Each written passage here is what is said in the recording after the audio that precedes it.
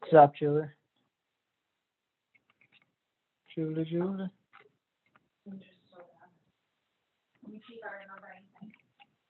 Well, they're already like the, I already like did the answer. You know what I mean? I'm trying to say. Always be built in a cooperative and business, like the corporation. Yeah.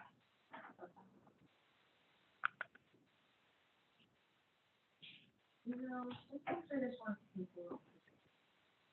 That's what we have. Hi. Good, how are you? Terrific. Very good. Unless you then pay everyone to do all of your work in the future. John, so what is your, Don't be a goody two-shoes. Too late. You already did it. Keith? Wait, do we, so you're doing your meeting with Bob? Yeah. At 1. So I think mine's just done. I mean, what time is it? I mean 3. I don't even know what the hell time. Wait, I but thought we're it in was here until 4. 12. He's gonna try to wrap it up in time for me to go to that meeting, I think, but otherwise I may have to leave. I don't know when our meeting is because of it. When was your meeting originally? 12, right? 12. You didn't have it at 12? No. Oh, did you get an email saying it was postponed? No, I just didn't go because I was studying all day. How many And this is the benefits of me studying all day. Hey, it's only 7% away from passing. I thought I had to get an 80. No. Don't you get a 70? You got to get a 70 on the pass, right, guys? Yes. Yeah. You're only 7% away. You're Oh. doing great. All of our meeting with Bob's at 2. This You is got me, beautiful. Julie, me. I thought I had to get an 80. No, it's 70. Wait, John, your Yeah, meeting just give you gets the 2? best news. I will She'll have tell a you kid. though, it's Oh, the best news ever. Yes. the, Jonathan just gave me the best news ever. What's that? I need to get a 70 on the exam. I thought I needed to get an 80. Well, now you're way ahead of the curve. Is Julie Julie, you on the line? I thought it's connected. Let's Maybe see. you want to get something. Wait, what was I gonna say? I don't know. Oh, where you So going? you're not, I'm looking at that email. John, I don't see your email, but I see Madison, Julie, me, Mariah, Booch, Joel. Mhm. And they said it was at 2. 2. Mine's at. Today's meeting with Bob is being pushed back to 2 due to Cheryl and Oh. Well, I don't. do that. So what do I do? With what? We're here. Our meeting with Bob is at 2. All of us, should we tell him we're not coming? Probably. Okay. You've been Have to somebody meeting record it or whatever. Well, Mine- nobody can- I don't know what he's talking about today, but It's just the weekly meeting we have with him, and Yep. he had like something going on, so. But every time I went to walk by his office, he was in a meeting, so. My meeting was pushed. batteries, right? We'll let him know, because obviously, Yeah. hopefully not reading. Oh, sorry, guys. My meeting is pushed till 3. So I talked to Bob about it and he said, "Oh yeah, Eric's gonna try to wrap it up by then." Anyway. If not, I don't think Eric's gonna do this. So I'm just gonna shut up. I don't like to miss my Bob meeting. I mean, neither. It's my I need favorite some meeting. advice. Yeah, me too. Last time I need to ask advice him on Love Monday. Life. That was really helpful. You asked him what advice on Monday? No, he just kind of did it. Oh, He put it in there. that's good. You single girl. Thank you.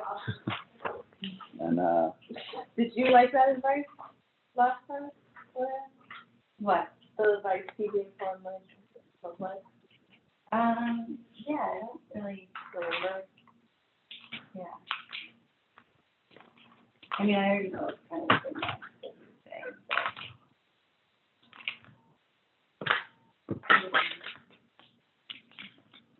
What's that? Am I missing something?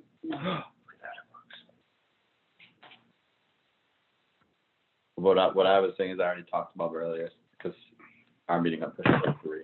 Mr. Goody Two Shoes. That was unrelated, but yeah. But he said that we may be done by then anyway, but if not. Sorry, John. Well, fine, you know, I just give you good They names. just gave you a new nickname. Shit on for it. What's the new nickname? It's not a nickname. If you just It's not nothing. just start typing Zoom in the very top, and then Yeah. the right name pops up. I have some general questions about, You always Right. have general questions. I know that, I'm kind of known for it for my whole life. I know that. And, Goody two-shoes. yeah, Yeah. so we had someone call about Doncaster. And I don't know if we can talk about it after if you brought it, but I don't know if it can be worked in class at all, or while we wait for Jessica, but I got a call to the office, to concierge, about Doncaster. It is Lillian's $4,000 a month listing in Linfield. Yeah. Rental listing, I should say. And it is no longer available. So I was forwarded the information of this person to follow up.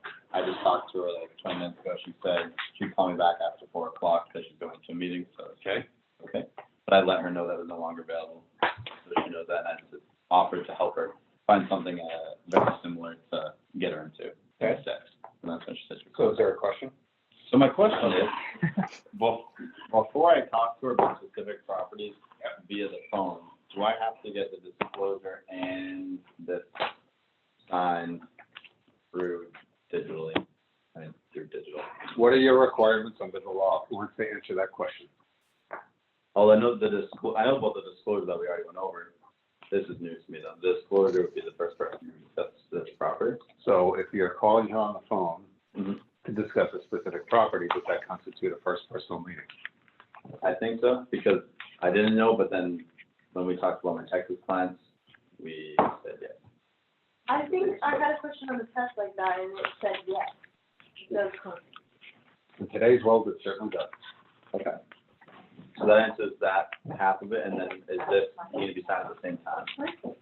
So what is that? This is the rental application disclosure. Okay. It Is she does- filling out a rental application right now? No, but she would be. if Okay. we went forward. So I guess that you don't need to do that until she wants to fill an application. I don't know. The names of I the think titles of the documents usually give an indication of what they are and should therefore hopefully give an indication of where they are in the sequence, Okay, so this is right before the application then. I would think. And at that time is when we would do this? Mm-hmm. Okay, so we don't need to do this before the search. Mm-hmm. Yes, we don't need to. Right. Sorry. Yes, we don't need to, or no, we do need to. Well, yeah, those are two different things, right? Right?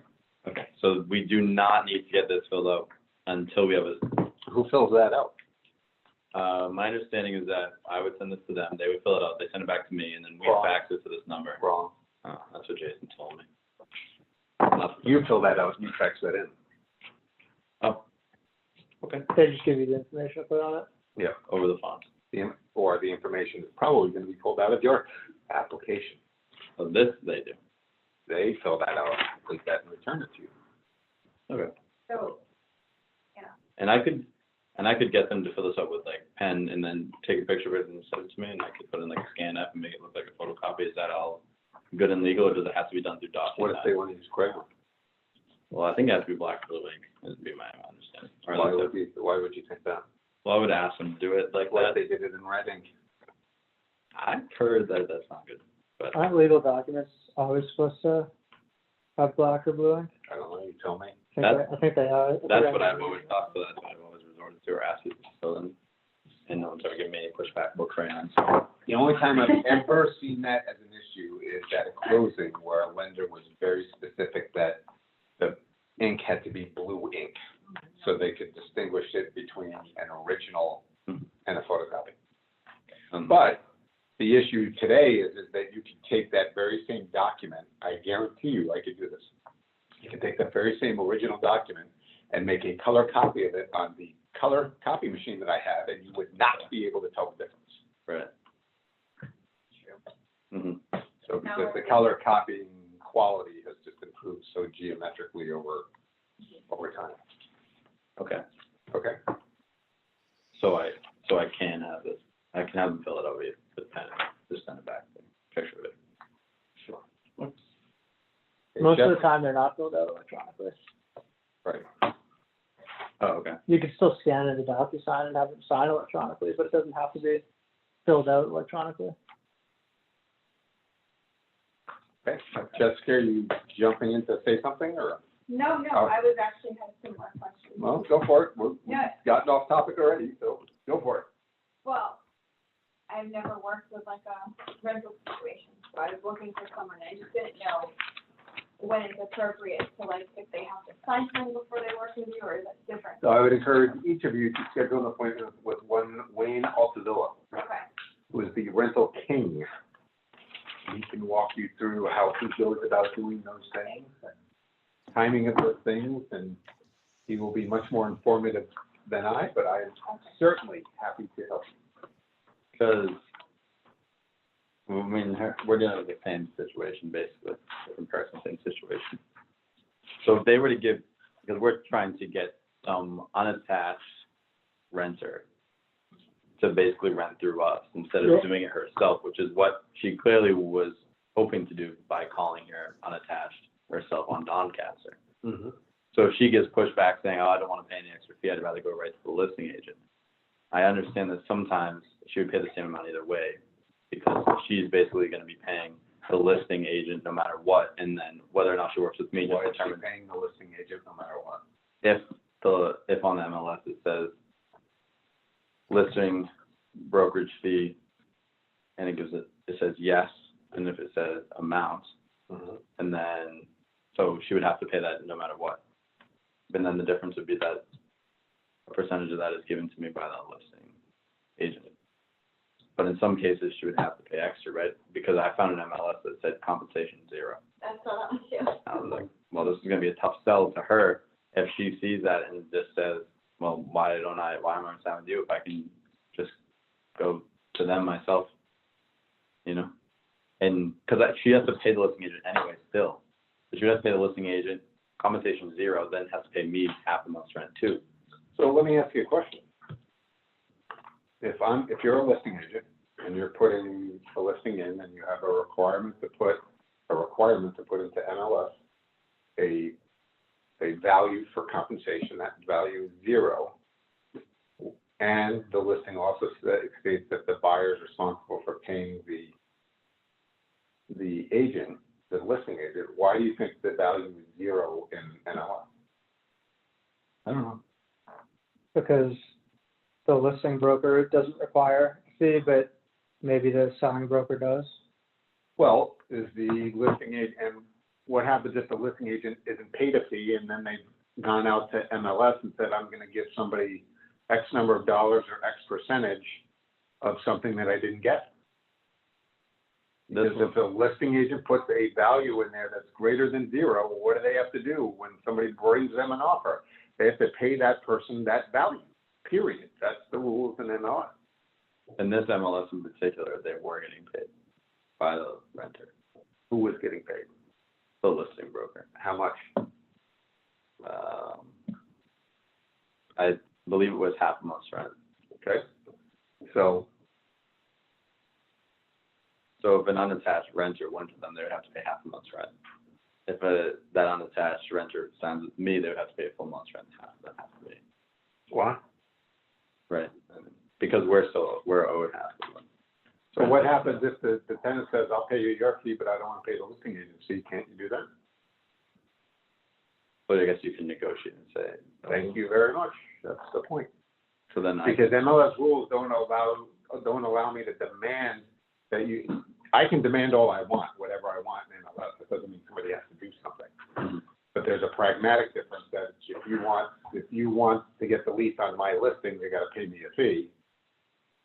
You're probably gonna pay me a fee if you really want the unit, Mhm.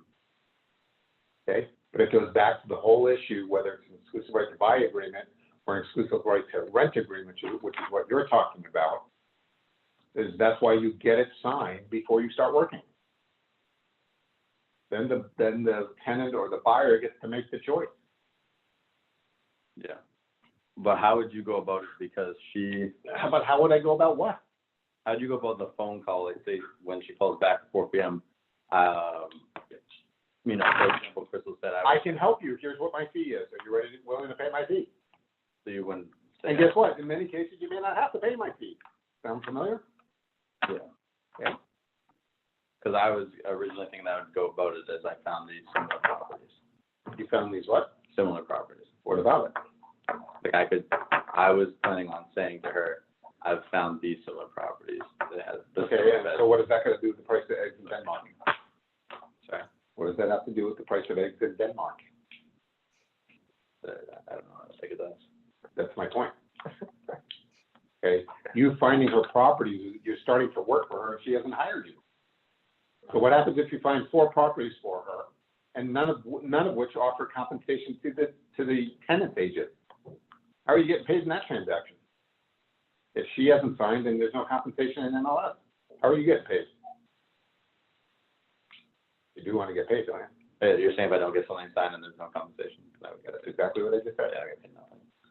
So you would go about it very straightforward and quickly, just, I'm here to help you. I have potentially found some, or I'm willing to go find some.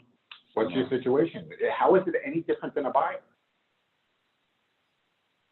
well, I think. In a buyer, do we tell you to sit down in a buyer consultation and say, okay, let's start off with, what are you looking for in a house and how much you're gonna find? Here's some houses, let's go look at it. And oh, by the way, now let's talk about agency, and maybe we'll kind of sort of talk about the exclusive rights to buy agreement. No, Well, no. we teach you to say, listen, hey, we're first personal meeting to discuss a specific property, which includes a phone call, which you've already had. So you need to get that disclosure signed if there's something else going on out there. Everybody keeps looking at that. No. So that's your first personal meeting to discuss a specific property, so you better have that conversation about the disclosure. Then you should probably say, okay, I know you're looking for property, do you need help? Let me tell you how I work.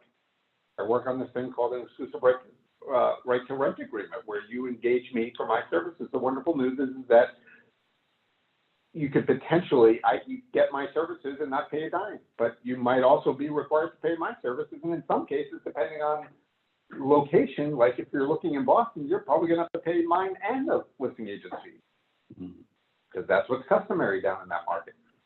Yeah, that was the other thing, because they're, depending on which firm, so a different mindset. So even discussing Doncaster, because you called about Doncaster, that's enough to get the disclosure signed, right? I don't know, you're talking about a specific property? Well, all I said was it's under agreement, so we didn't discuss the specific property. The address was mentioned though, because you called about it. Is that a specific property? Yes. What's the answer? Yes. There you go. Love how you answer your own questions, right? Jessica, did you have other questions? That was similar to what I had, I just didn't know what to say, in the sense, I said that, I told the Doncaster property, fell through for them, give them a call, and have some ideas of properties to Right. show them, but I didn't talk about exclusive yet with them. Mm-hmm. And I also didn't really find anything that matches their criteria either, Mm-hmm. I looked everywhere. So tell me about your conversation with them about the criteria. I just said, how long, I kind of had some idea of what she wanted, but I said, location-wise, where do you want to be, how long do you want to be there for, how many bedrooms? It's a weird situation, because she said that she's moving in with 2 other people potentially, but she doesn't have to, and they want a 6-month rental house. Good luck. Yeah, no, I know, it's really, really So difficult. one of them called me, It's very so confusing. it was like, Crystal thought it was 2 different people and 2 different needs. Yep. And then when I was talking with the one I got, I was like putting 2 and 2 together about hers. But I asked her if, because they were looking for a single family, if they would be willing to do maybe a townhome or like an attached. Yep. And things like that, just to widen the search. But then I gave all my information to her. Mm-hmm. So she said they might live with this couple, but they might not, because they need to move out soon, because they are doing construction on their home. Mm-hmm. So that's, and then I said, is there a criteria where you want to be? And she was like, I said, do you have like a place of work you want to be close to? Because she just seems kind of like, and she said her husband works in Methuen, so around that area, but not Lawrence, but all the other towns she looked at. Okay. So I literally looked everywhere. And I couldn't find anything like in her criteria. I called one place. She's actually looking at one place in Middleton, because she has a 60-pound dog too, which adds another layer. And it was commercial and residential, and it's like a dog kennel next to it. It's like part home, part, and she's already gonna look at it without, she's like, I know about that one, and I already have, a day I'm going there. Okay. So then I'm like, okay. Do you want me to go with you and potentially help you negotiate? I said, Yep, I said, can I set up the appointment? Like, she said, no, I said, well, would you like, someone to, I'd like to go with, that type of thing. I said, I'll go with you, and she was like, yeah, I just want to drive by first, because there's a kennel, and it's a home. Even if it's 6 months, she wants to hear the barks and stuff first. Yeah. She wants to hear how, which I don't blame her for. Yeah. It's just a weird situation. Yeah, there's another place, Princeton Properties over in North Andover, Oh, Jason had just mentioned that. that they do accept dogs. It's where Gabby lives. Yes. Yeah, I don't know why they're set on having a house. I think it's perfect. Well, the reality is that very few places, A, accept dogs, so that's problematic. B, even fewer places accept a 6-month lease and accept dogs. How much are a single family? And for a single family, it's almost unheard of. Especially for a Yeah. 60-pound dog. It's a big Do you know dog. how much they go for? A month? How many bedrooms? 3? Or two. You're probably looking at 20 to 2,500. That's Yeah, I guess. It's about there. They would like that. Do management companies usually pay, Princeton will, because we sold them the land and we know the owner of the company very well. So some will, some won't. So So again, before I do this, I would have to have her sign with me. I would, why wouldn't I you? wouldn't even tell her the name of it or anything, or Yeah. even the locations, maybe. Is it like fenced? Well, the other thing is like for the dog run. I'll have to look at the park. Right next to the North Andover Airport. Dog can run us up and down the runway if he wants. Just kidding. I was like, really? I know. I think they have a dog park in. Yeah, a little tiny one, I think. Okay. All right, I'll talk to her. Any other questions? Now I'm gonna have to call both the couples back. It was just a weird scenario, like, we might live with them, but we might not. I was like, okay. how long was the lease for on Doncaster? A year? Mm-hmm. That's a lot of money, $4,000. Oh, they must, maybe they're only. It's a single family home in Linfield. No, I don't think it's too, I don't think it's too much for the property. I think the decision to rent for $4,000 a month is interesting and must just mean they only want to be in the area for a year. Otherwise, they'd probably consider buying. People have different reasons for doing different things. Don't certainly qualify it around it so that you're not chasing a red herring or whatnot, but. A lot of people want to rent houses because they want to buy a house in a year, Yep. but they're not in the position to buy a house, but they don't want to just live in an apartment, Mm-hmm. so they'll rent a Or house. it sounds like these people might be doing some renovations to a house or building a house or something along those lines. They're, yeah, and so the people I spoke with are very motivated, they need to be out, within a month. And the friends don't have like that time sensitive situation. So what's the benefit of living with friends? She said something like, oh, we want to help them out. I was like, okay.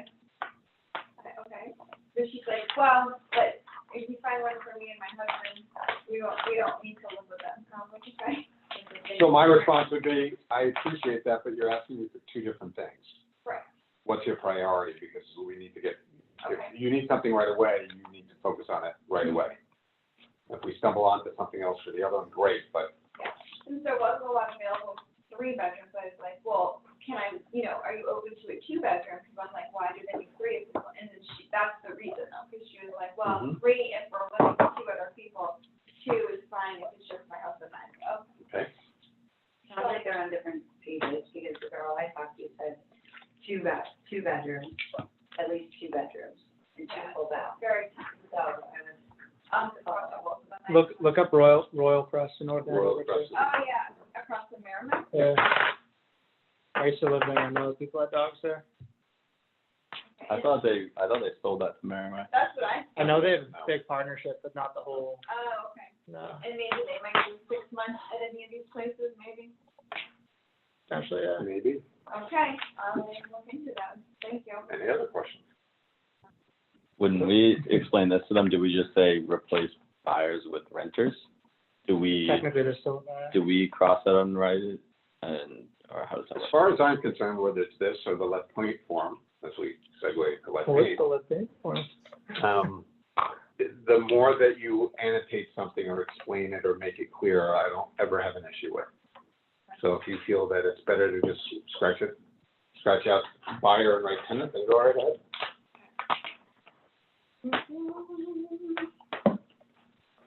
So I can have, if I wanted to, I could say, you know, come. Are you looking up rentals, is that what you're doing? No. Should I? Should I? I don't know, I feel kind of lost. I bring somebody, like, to get them to sites, and I invite them, and that's a scenario where I could say, you know, please come to the office, I'd like to help you on your home, or your. Yeah, so that first step would be, well, I guess it doesn't need to be down going to the office, they'd rather. Literally just tell them that you want to give them a tour of the office and be with them for a little bit. Okay. Give them a tour and then sit them down. Maybe you want to rent property with them. Maybe the other couple didn't work out. Thank you. Still looking for rentals? No, I'm trying to get myself out of this confusion bubble. What are you trying to do? help with? How can we confuse you? I mean, help you. Well, I was just trying to go over, because I was studying all day, so I figured while you guys were talking that I would try to tend to my own confusion. Okay. I'm a little confused how, I mix up, like, the difference between, like, I don't really know what unenforceable means in a contract, because they have, like, a section that says, like, I understand valid, she gave me last time the difference between void and voidable, and I just kind of was trying to figure out what an enforceable thing was as opposed to doing. I mean, I figured it out on my own, but. Who wants to help her? I can try to help. Go ahead, Julie. So there was a question, I just took a practice exam, and there was a question on like what was enforceable and what was non-enforceable. I don't know if this is going to help, but basically they said all have to be in writing except, this is one of the ones I got wrong, so that's why I'm just kind of like giving it to you. So it was a deed, a purchase and sale agreement, of course, now I can't remember, a deed of purchase and sales agreement, a lease, and there's one other one that I thought. Well, I know the answer is a lease, right? It's a lease because a lease doesn't have to be written, but to be enforceable, you just have to think about like, if you brought it to a court of law, at least this is the way I think about it, if you're going to bring it to a court of law, is it going to hold up?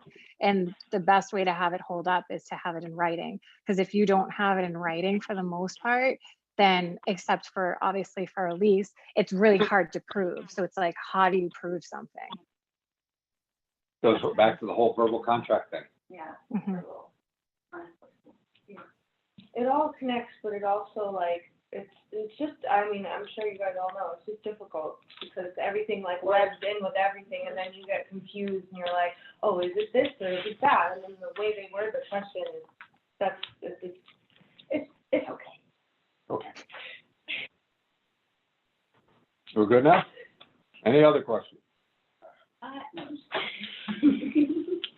I'd say we're off topic, but I don't think we were ever on topic. I was just gonna say, we haven't even started yet, so. What is our topic? Lead paint. What do you know about lead paint? 1978, right? Yeah. Was created in 1978? The law. Oh, okay. What It is always lead has to be paint? disclosed. Oh, sorry. That's okay. We're among friends here. What is lead paint? Why is there a law? Like a deadly gas, invisible substance, Invisible? not visible, but Is it forcible, enforceable, or Help it to children under the age of 6. what kind of health issues? It can cause brain damage, stuff to your nervous system, Developmental speech, issues. language, core muscle coordination, Where did increased muscle and bone growth, and hearing damage. She's doing what everybody else can do. She's cheating from her cheat sheet. Yeah, I am. It's okay. I'm owning it. Oh. I just thought it was brain damage. There is some of that too. But on the test. You guys haven't been chewing lead paint, have you? Today we all have it. But in adults, it can lead to different things, high blood pressure, digestive issues.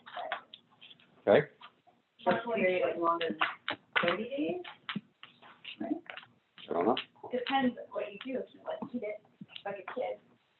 You know, Why would a kid eat lead paint? Because it's low on the wall, they can reach it. So Mhm. that's why a lot of people, it's it's attainable for like little kids.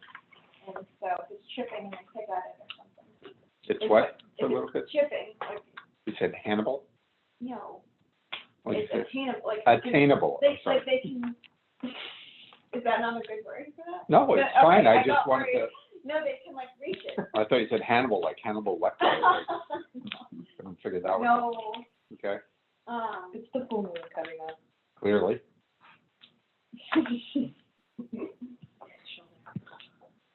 so Attainable, what's another word that they use in there for attainable? reachable, I don't know. Reachable. And What about- length, How about malleable? malleable. Okay, which means what? It can change. It gets put into the mouth. Yeah. And yes, it will change. So there's references to what level should lead paint be remediated to. It has to be remediated or removed. Yeah. Want to get rid of all of it, encapsulate it? It can be encapsulated, that's one way to remediate it, sure. Depends if it- But is there a certain height that it 5 has to feet? be? There you go, to 5 feet. Okay. I don't know, hopefully I don't have a 5-foot kid. Be my height. You have a 5'6" God bless you. Most kids that I know only have 2 feet. Yeah, mine's under 3 and she under 3 feet and under 3, so. There you go, I never grew past 5'2". I just make the cut. there you go. Yeah, remember, there's no little size guide, but you gotta remember that 5 feet. That might be on your test, for one, but two, it's also just important to know. And malleable surfaces are anything that a child can place their mouth on and potentially chew. So that would include, let's see, you have window frame, window moldings, door frames, door moldings, door handles, the doors themselves, right? Baseboards, chair rails, anything like that that's on a wall could potentially be chewed on by a young child. Staircases, like the wooden rails between them. Sure, So of it course. should, Everything.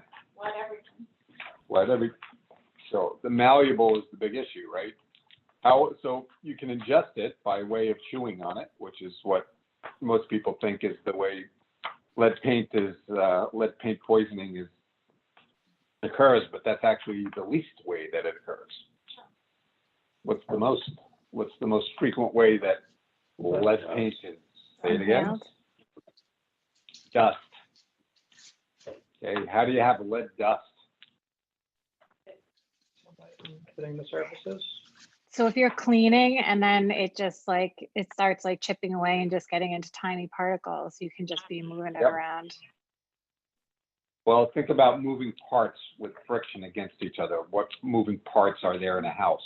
Windows, right? And the old windows, especially old wooden windows, which is predominantly what they were made of prior to 1978.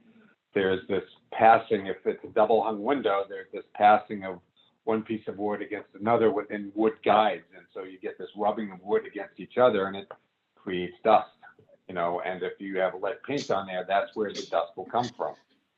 Same for a door that swings, right? It could be rubbing against the floor, it could be rubbing against anything. That's going to create dust, and that's the most significant perpetrator or a significant source of lead poisoning in almost any home is the dust. Okay. What else do we need to know about lead paint? If you have a short-term lease, you don't need to get rid of it. I don't know. Is that true? Like a month. Under like 30 a month. days. Yeah, under 30 days, a month. Okay. You don't have to get rid of it. I think it's like it's a vacation property. So what does the law say about lead paint? Let's pick a buyer, pick a seller. Let's pick a seller. Let's pick on the sellers first. What does the law say about what a seller has to do? If they know there's lead paint, they have to remediate it before they can sell the house. Or without disclosing it. Or without disclosing it. Hold on, say that again. They just have to disclose if they know about it to sell the house, What was your first statement though? that they can't sell the house without remediating it. Who agrees with that? Are we assuming the house was built before 1978 and they have knowledge that there's, Yeah. okay? So the house was built before 1978. Seller has specific knowledge that there's lead paint in the house. Does the seller have an obligation to remediate before they sell? Yes or no? Julie? No, No. Mariah? Yes. Jessica? And they know someone was typically in, That's not what I said. I missed the last part, sorry. The house was built before 1978. They specifically know that there's lead paint in the house. The statement was made that they have to remediate before they sell. Julie says no, Mariah says yes, you say, No. okay, Madison? No, what's the state of it? No. I don't think so either, Okay. No. Okay, why not? because it's negotiable. What's negotiable? I mean, they can disclose if they know that it's in there. They have to disclose that they know that it's in there. They don't have to. So what's required of the seller when they go to sell the house? We're going to assume for all of these conversations that we're talking about houses built when? before 1978. Before 1978, so 1977 and earlier. Okay, so what is their requirement under the law as it relates to sellers when they go to sell a house? They have to disclose it to the person that's interested. They have to disclose what? Everything, That it was whether, built before 19. whether they know about it or whether they don't know about it, or if they had an inspection that came back clean, all that stuff. They know. Yeah. So there's really two things they have to do. They have to disclose what? I have knowledge or I don't have knowledge. Right. And I have documents or I don't have documents. Within the realm of I have documents, then they have to specify what documents they have. And sure as the sky is blue, those documents better be attached to that disclosure. Why is, so it's a law, where is it a law? Okay, anywhere else? Probably federally. It's federal, it's state and federal. State and federal. Not state or federal, state and federal.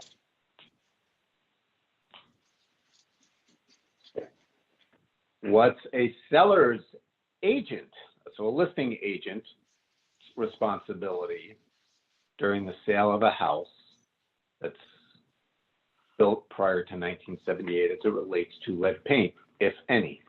Put it on MLS. But what on MLS? What is known about the property's lead paint issue, Okay. if there is, if there isn't, if there is documentation. Okay, I'll give you that, but what else? That they told the sellers about it, about the laws about it, and the buyers about the laws about it. Okay, even if they're not working with the buyers, they have to tell the buyers? Well, the buyer's agent is supposed to be doing that. But I mean, they're supposed to, they have to get this signed by the buyers, though. They have to get what signed? The property transfer notification certification. What is, does everybody know what the property transfer notification certification is? Is it in here? Not in there. Oh, It's another one on your computer. So let's start at a higher level. What is the CLPPP? Child lead paint protection program. Lead paint. Poison. Poison. Thank you. And is that state or federal? Julie, state or federal? I'm gonna The say federal. CLPPP. You say federal, Mariah says state or federal? state. State. I'll say federal for fun. Okay. Why do you think Back it's up, federal? Julie. To back up Julie, So Thanks, Luke. besides backing up Julie, why do you think it's federal? because it would make sense for it to be federal. So, couple things. So you have things, there are, whether it's at the federal level that are required that the states do, or think of it as at the state level and the towns are required to do. Okay? In both cases, what happens is let's start from just as it relates to lead paint. So it's a federal law. It became federal law in 1978. It just happened to be modeled after the groundbreaking work that was done in none other than Massachusetts. So Massachusetts has one of the most comprehensive, if not the most comprehensive lead law in the country. The federal law models that, but, when there's a federal law, it filters down to the states, and the states have to adopt that level of detail or requirement, but they can also make it more stringent if they so choose. But there's a certain level, they have to at least hit the federal level. Okay? Not necessarily on lead paint, but on other things. When we talk about building codes in the state of Massachusetts, we talk about other things like that. The towns are required at a minimum, so Andover's required at a minimum to adopt the state level building codes, but they can get more detailed. They can do more stuff. Smoke detectors, right? There's a law in the state of Massachusetts that says what? You as a seller of a property have to provide a certificate of compliance issued by the local fire department that states that the smoke detectors and the carbon monoxide detectors are installed properly in the right locations, have been inspected, and are working. And that's certified by the local fire department. The towns have to adopt the minimum state code, but there are plenty of towns that take it much more, make it much more strict. So lead paint, although based on Massachusetts law at the time, or what Massachusetts was doing, the federal law is the minimum standard that any state has to hit. Massachusetts takes it a little bit further. And what you have in front of you, the CLPPP, is the federal law enhanced. It's an enhanced version of the federal law, meaning it's more strict. It also says in the first line, under Massachusetts and federal law. Yep. So I guess that was the answer too. Yep. Huh. It said the answer in there. Funny how that works. So let's get the CLPPP in front of us, and let's just kind of go through the document real quick, and then I'll come back to the questions and answers, if that's all right. Did everybody read this? Did you fall asleep while you read it? Okay. So when does this package, this all 11 or 12 pages, when does this have to be given to somebody? When you're listing a property, and then when there's an offer.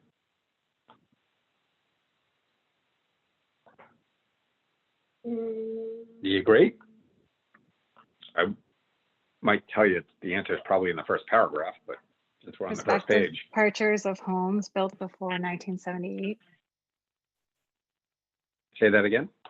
The prospective purchasers of homes built before 1978. So, Before the signing of the purchase and sale agreement. so one, we all agree that the package, not just the disclosure, the entire package has to be given to be able to meet state and federal law. Mhm. Okay, so that's part one. When does that packet have to be given?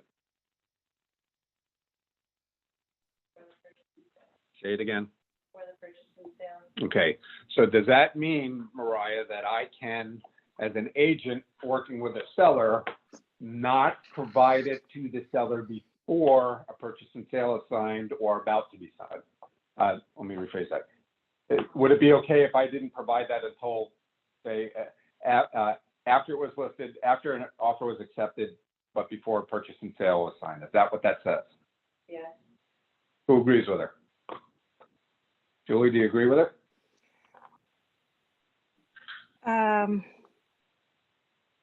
So wait, so what you're saying is it doesn't have to be given until right before the purchase and sale? No, I'm asking a question.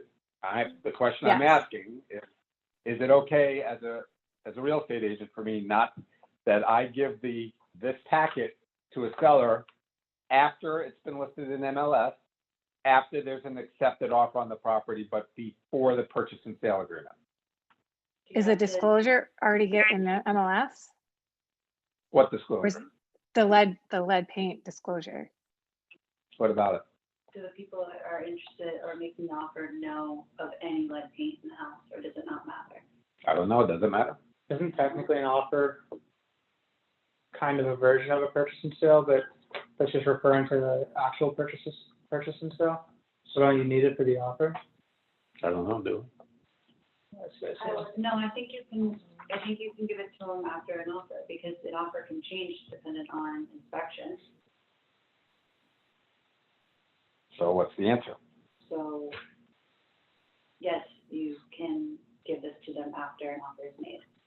So every seller and any real estate agent involved in the sale must give this package before signing of a purchase and sale. Who is that referring to? Must give. Every seller and any real estate agent. So, you know, selling their house and any real estate agent, Agent everything. involved in that must give the package before signing of the purchase and sale agreement. Forget the words "a lease with an option" under state law, or under state law, memorandum of agreement is used in foreclosure sales, a different aspect of it.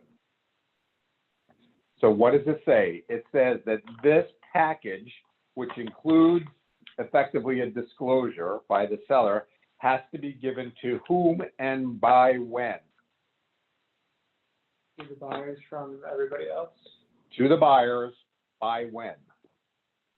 by the signing of the purchase and sale. Before the signing of the purchase and sale.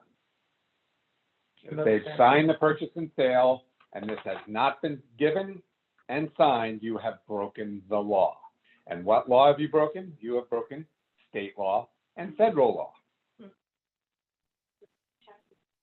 Okay, but it comes back to the trick question that I asked you earlier. My question to you was, what, to the seller, somebody listing their property, when do you give this to them? Is it before or after it goes live in MLS? So there's an offer on the property and then you give it to them before purchase and sale? Yes. We give it to them before the offer. We give it to the seller before the offer. So that they could fill it out, so that we could disclose it properly in the MLS. Yeah, if I were buying something, I'd want to know before I'm making an offer. Yeah, but he said seller, you said buyer. You give it to the seller so they could disclose about their property. So And then the- put it on MLS. So the seller has a definitive obligation under state and federal law to provide this packet to any buyer prior to signing a purchase and sale agreement. Period. I was saying if I was a buyer, I'd like to know. Oh, Okay. But my question was, is when does the seller get it?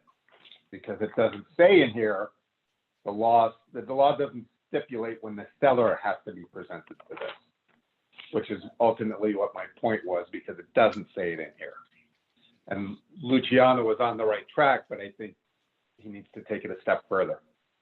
So when we list the house, What's that? so before it goes live in MLS, we want to have this all filled out, so we have all the information and Correct. ready to go.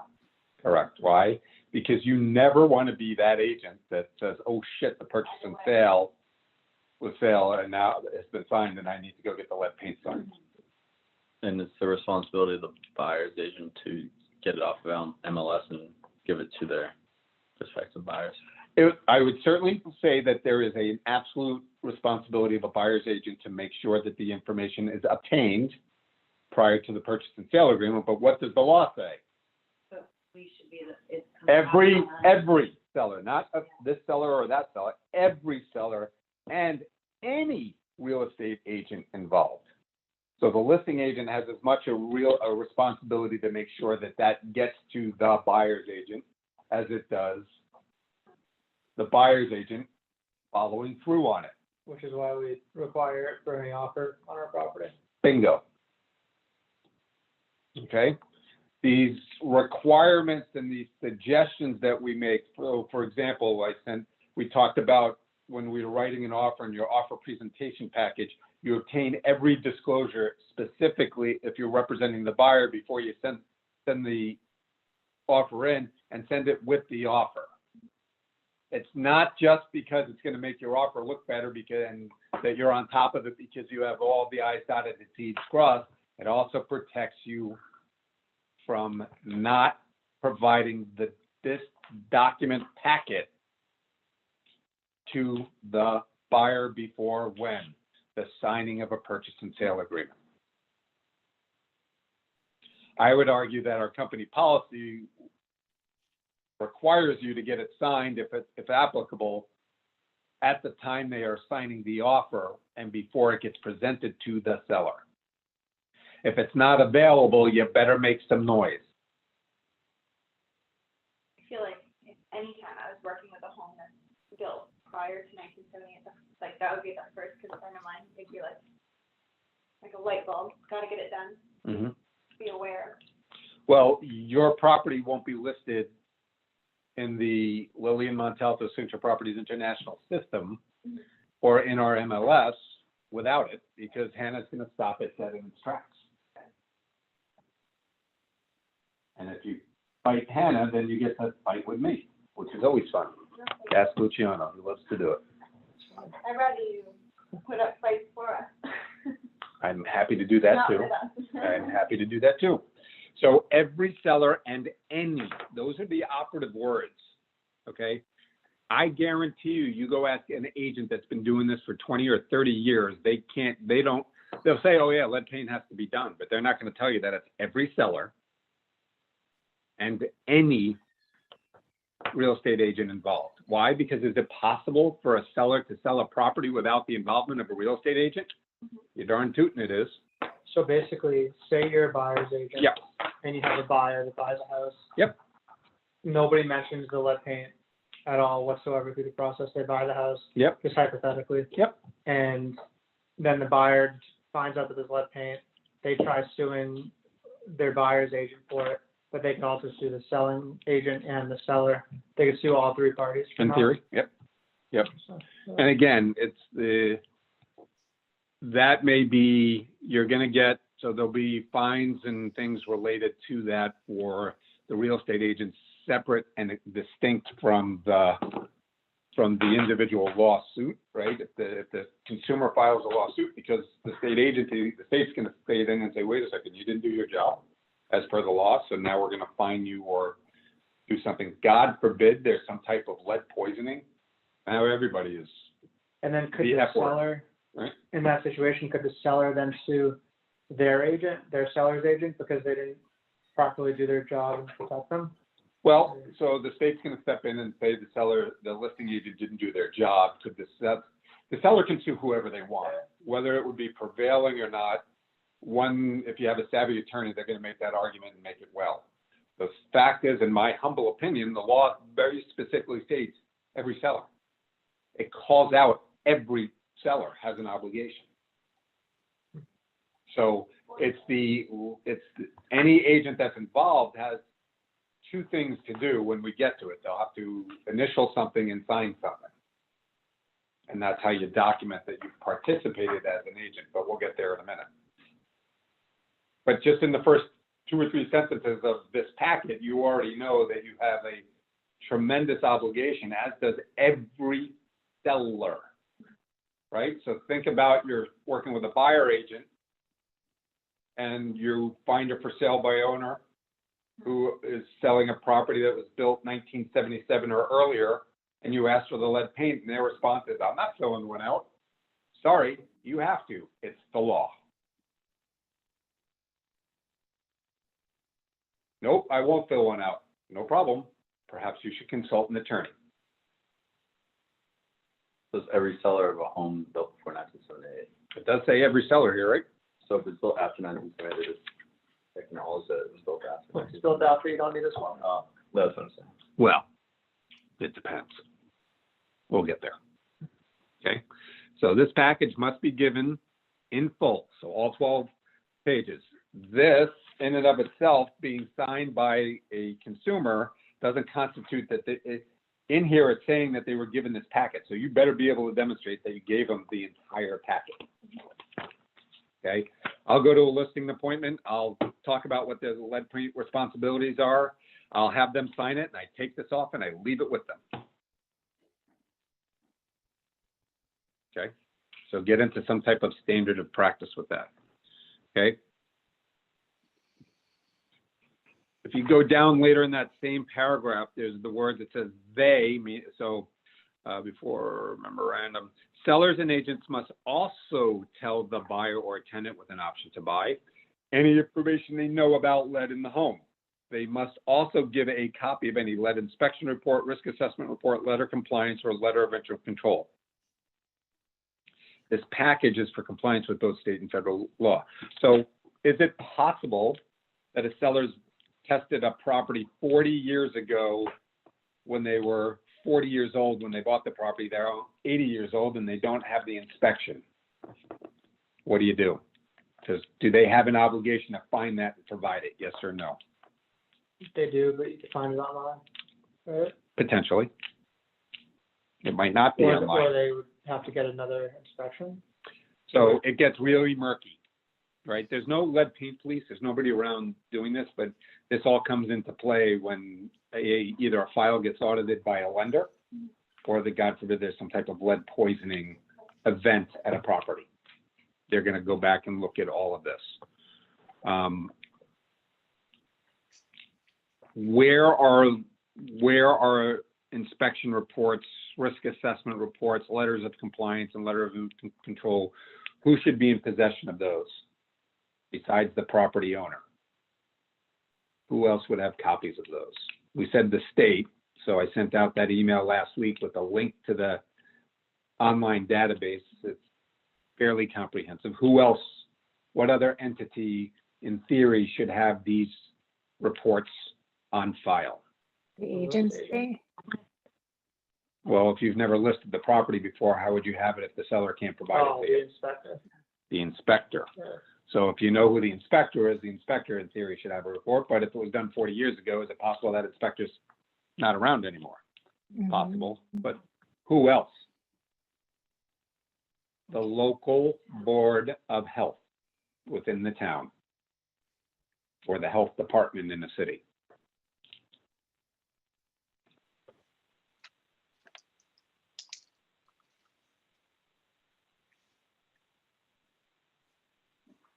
Okay.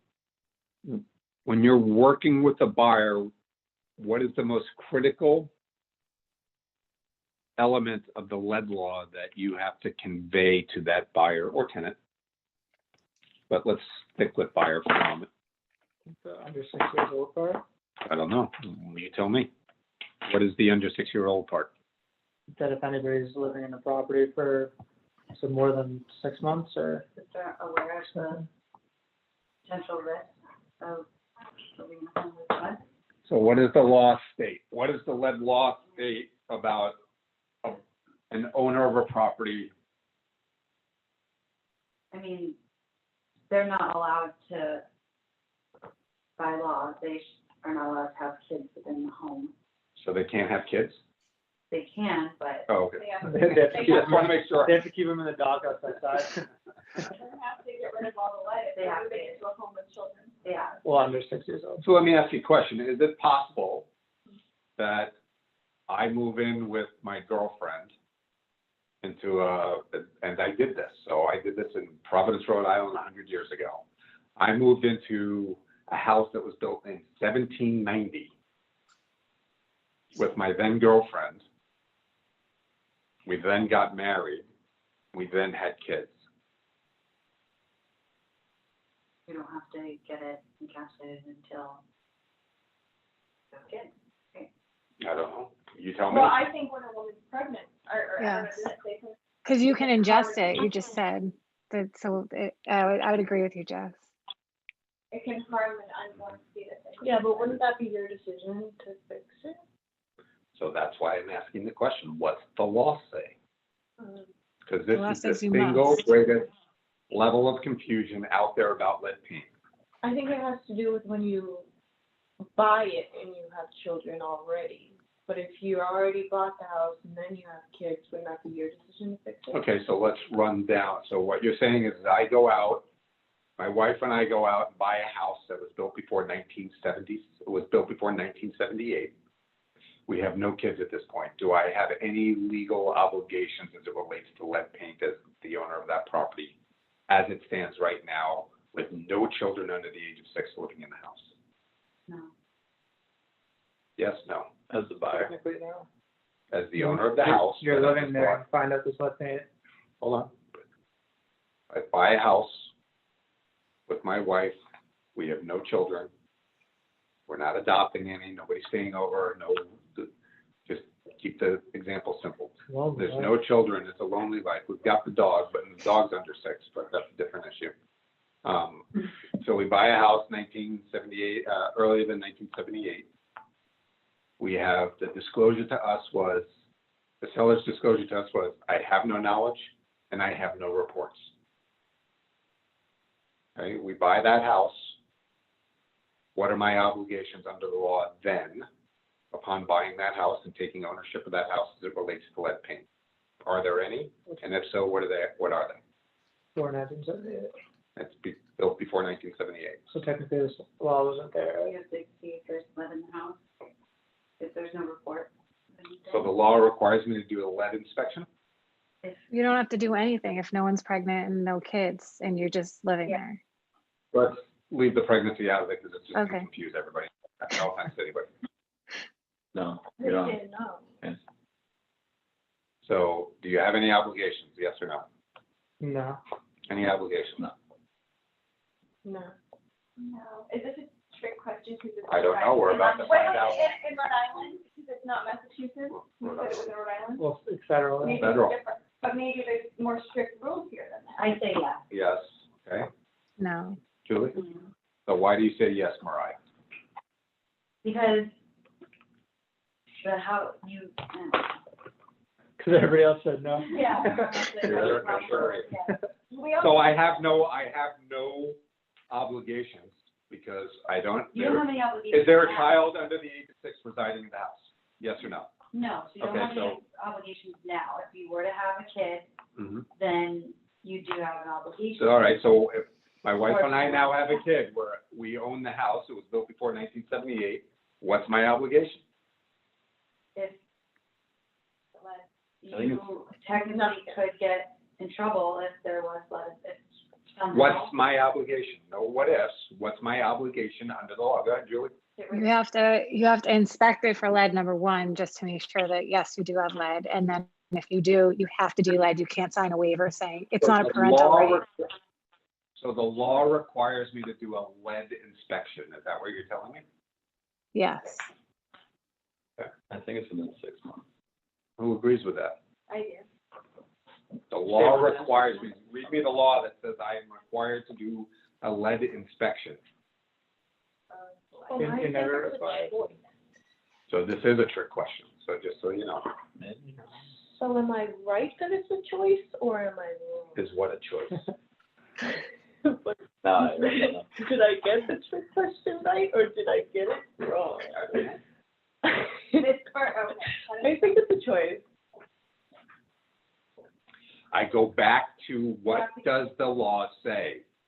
Because Nothing, so you can choose. the law to doesn't get a- say anything, Well, it then does. why have a law?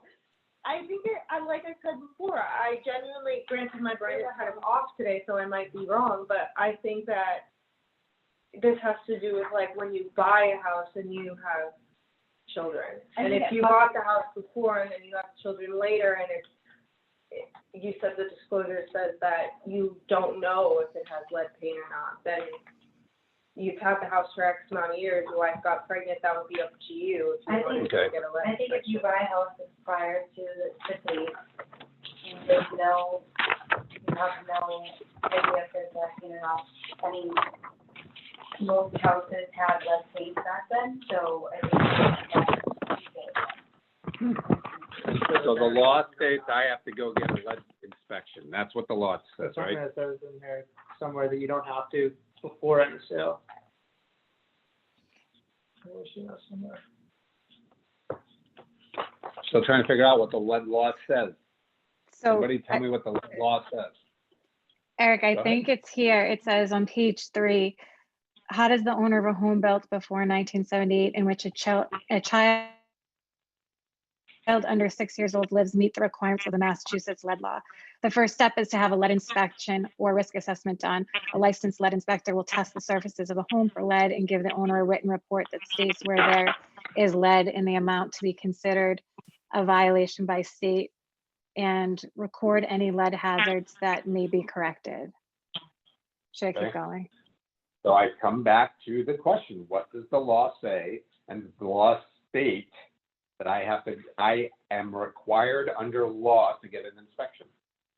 Again, it's a trick question to get you to think. Let's go back to the basics. What does the law state? The lead law applies only to homes built before 1978 in which a child under Right. 6 lives. Okay, Any house or apartment having fewer than 250 square feet of living forget space. that for a moment. Okay. Because I'm trying to stay with the general concept so that when you talk about lead law, you can do what you now can do with the Massachusetts Mandatory Real Estate Licensee Consumer Relationship Disclosure Form. Now what you can do with the exclusive right to buy agreement, you can tell them in layman's terms what it means. How does this sound? Here's the lead law. If you are the owner of a property for which a child under the age of 6 resides in that property, you are required under state and federal law to provide a lead compliant environment, period. Okay, so then I was wrong. You said it, I didn't. So was I wrong? Mhm. Okay. So sometimes you just need to clarify, you know? That's okay, that's what I'm here to do, okay? Now, am I saying to Julie, you were wrong because you gotta go get it? You said I have to go do an inspection. Well, the law doesn't say I have to do an inspection, but how do you tell if there's lead paint? You gotta do an inspection. So indirectly, yes, the law is saying I gotta do an inspection, but the law, the verbiage of the law is keep it very plain and simple. If you own a house built before 1978 and, operative word, and a child under the age of 6 resides in that house, you are required under the law to provide a lead compliant environment. Why do I say lead compliant versus lead free? Well, isn't it possible to remediate lead through encapsulation? The lead is still there, it's just deemed inaccessible and compliant because of the remediation, but it's not lead free. Lead free means it was removed.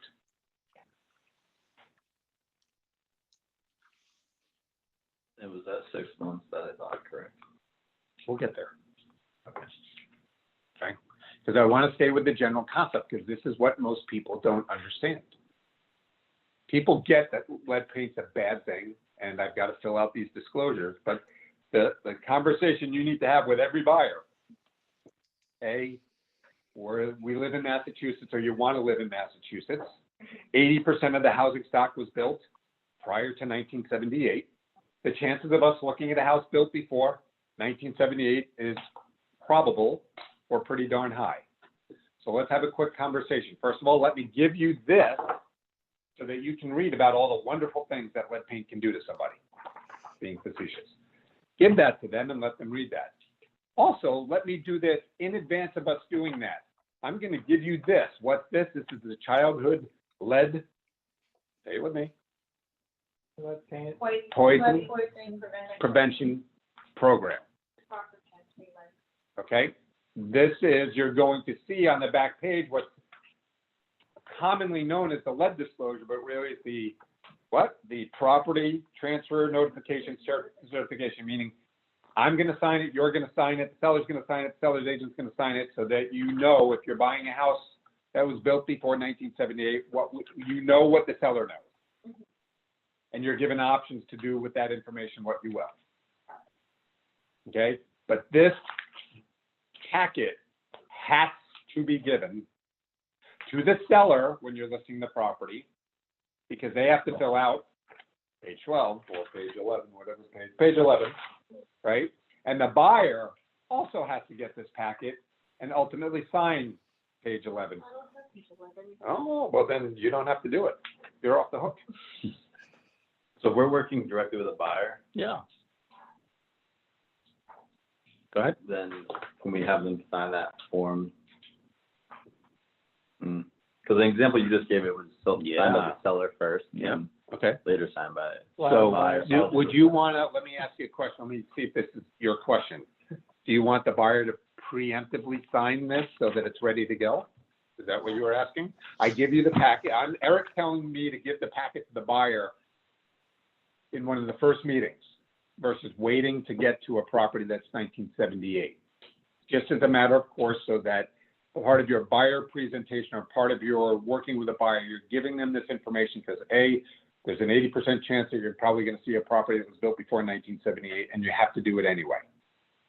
Right? And so having that in your standard buyer process means that you can at least stand up before a judge and say, I always do this. Not only if there's a property in 1970, I take the proactive step and talk to them about lead paint before we go see any properties or as we're about to see our first property. Does it make sense for them to fill this out and sign this at that time so that it's ready to go for whenever you might look at a property? I guess it's property specific. I don't know, is it? You would always just go over it with them and you tell them if in the event that it's built before 1978, then we'll dig deeper into that type of thing. You kind of give them like a warm up to it. So when you get that off the MLS for your buyer, does it already have the seller's signatures on it? I don't know, does it? Because I mean, there would have to be What is multiple this? copies. Is it a contract or is it a disclosure? What is it? Julie, contract or disclosure? Well, if they're both signing, I would say it's disclosure, because it's a Okay, disclosure, notification. Mariah? Yep, Madison? I don't know, I don't have it. I think somebody ripped it out of the back just to go get that signed and put the packet back in there. Contract or disclosure? Well, it's like a disclosure. Okay. Are you rescinding your answer?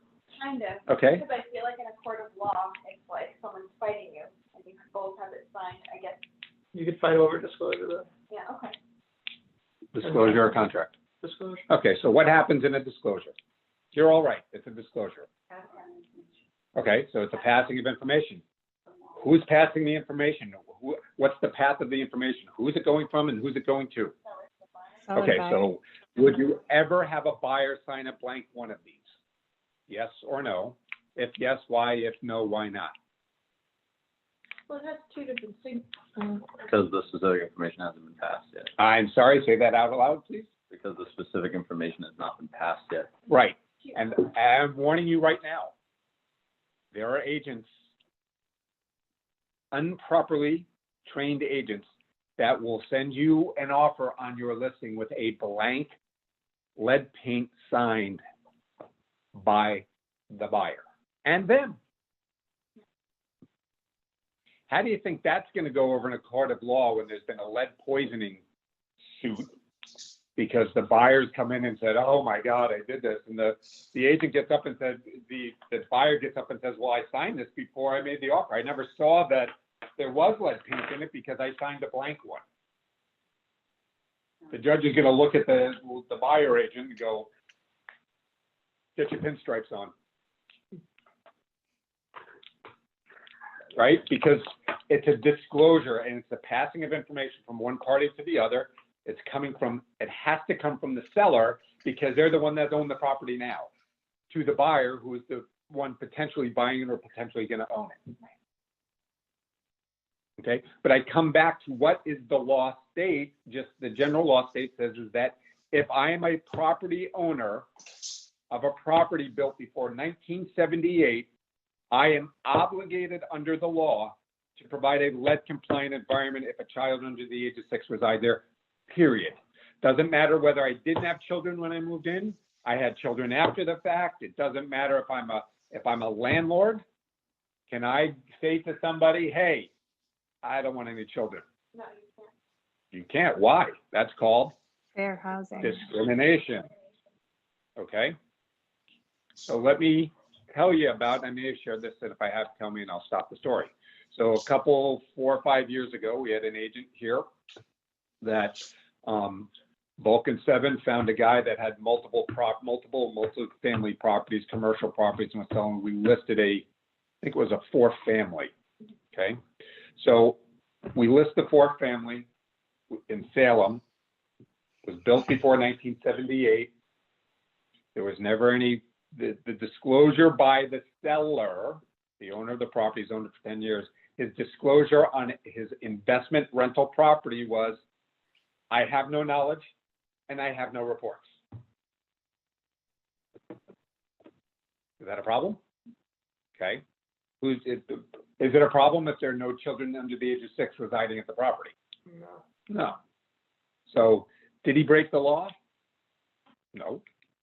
Not that we know of. Not that we know of, right? If he specifically discriminated and prevented people from moving in with children, then that's discrimination. That's a different issue. But for the purposes of the sale of the property. So we get the property under agreement, overpriced offer. It's a buyer that's paying is doing a mortgage, and there's work to be done. The buyer goes through and discovers that the whole back deck of this, it was a triple decker, a 3-family rather. The whole back deck needs to be rebuilt. He can't get the financing until that's rebuilt. The seller says, I'm not rebuilding the entire deck. The buyer says, oh, I'm a builder. I'll build it for you. Am I okay to do that before closing so I can get my financing? So the seller says, yes. Another mistake. Don't ever let work be done before. Okay. So now the buyer has spent all of this money. They're still pending all this. We're about a week away from closing. The closing gets pushed off 30 days. Why? Because the seller never told us, and it was never discovered, that he had cross-collateralized the property. What is cross-collateralization? Okay. When you take a mortgage on a house, your house is collateral for the bank. The bank says, I have a right, if you don't pay me, to come in and take that house back from you to satisfy the debt that you owe me. A cross-collateralization means that there's multiple properties. So he went and did what's called a blanket mortgage. He had 3 properties, took one mortgage out and used all 3 properties as collateral for that loan. Okay, so in order to get that property sold, he had to get a release, get that property released. What was very complicated in terms of what he technically owed on this property and owed on that property as it relates. It took 4.5 months to get that squared away. Okay, so the buyer's hanging out there. The buyer's put tens of thousands of dollars into the property, so on and so forth. The buyer comes back and says, well, I'm going to do a final walkthrough now that we have this all squared away. And they go to do a final walkthrough and they knock on the final unit, and the woman comes out with a baby that's literally 2 months old.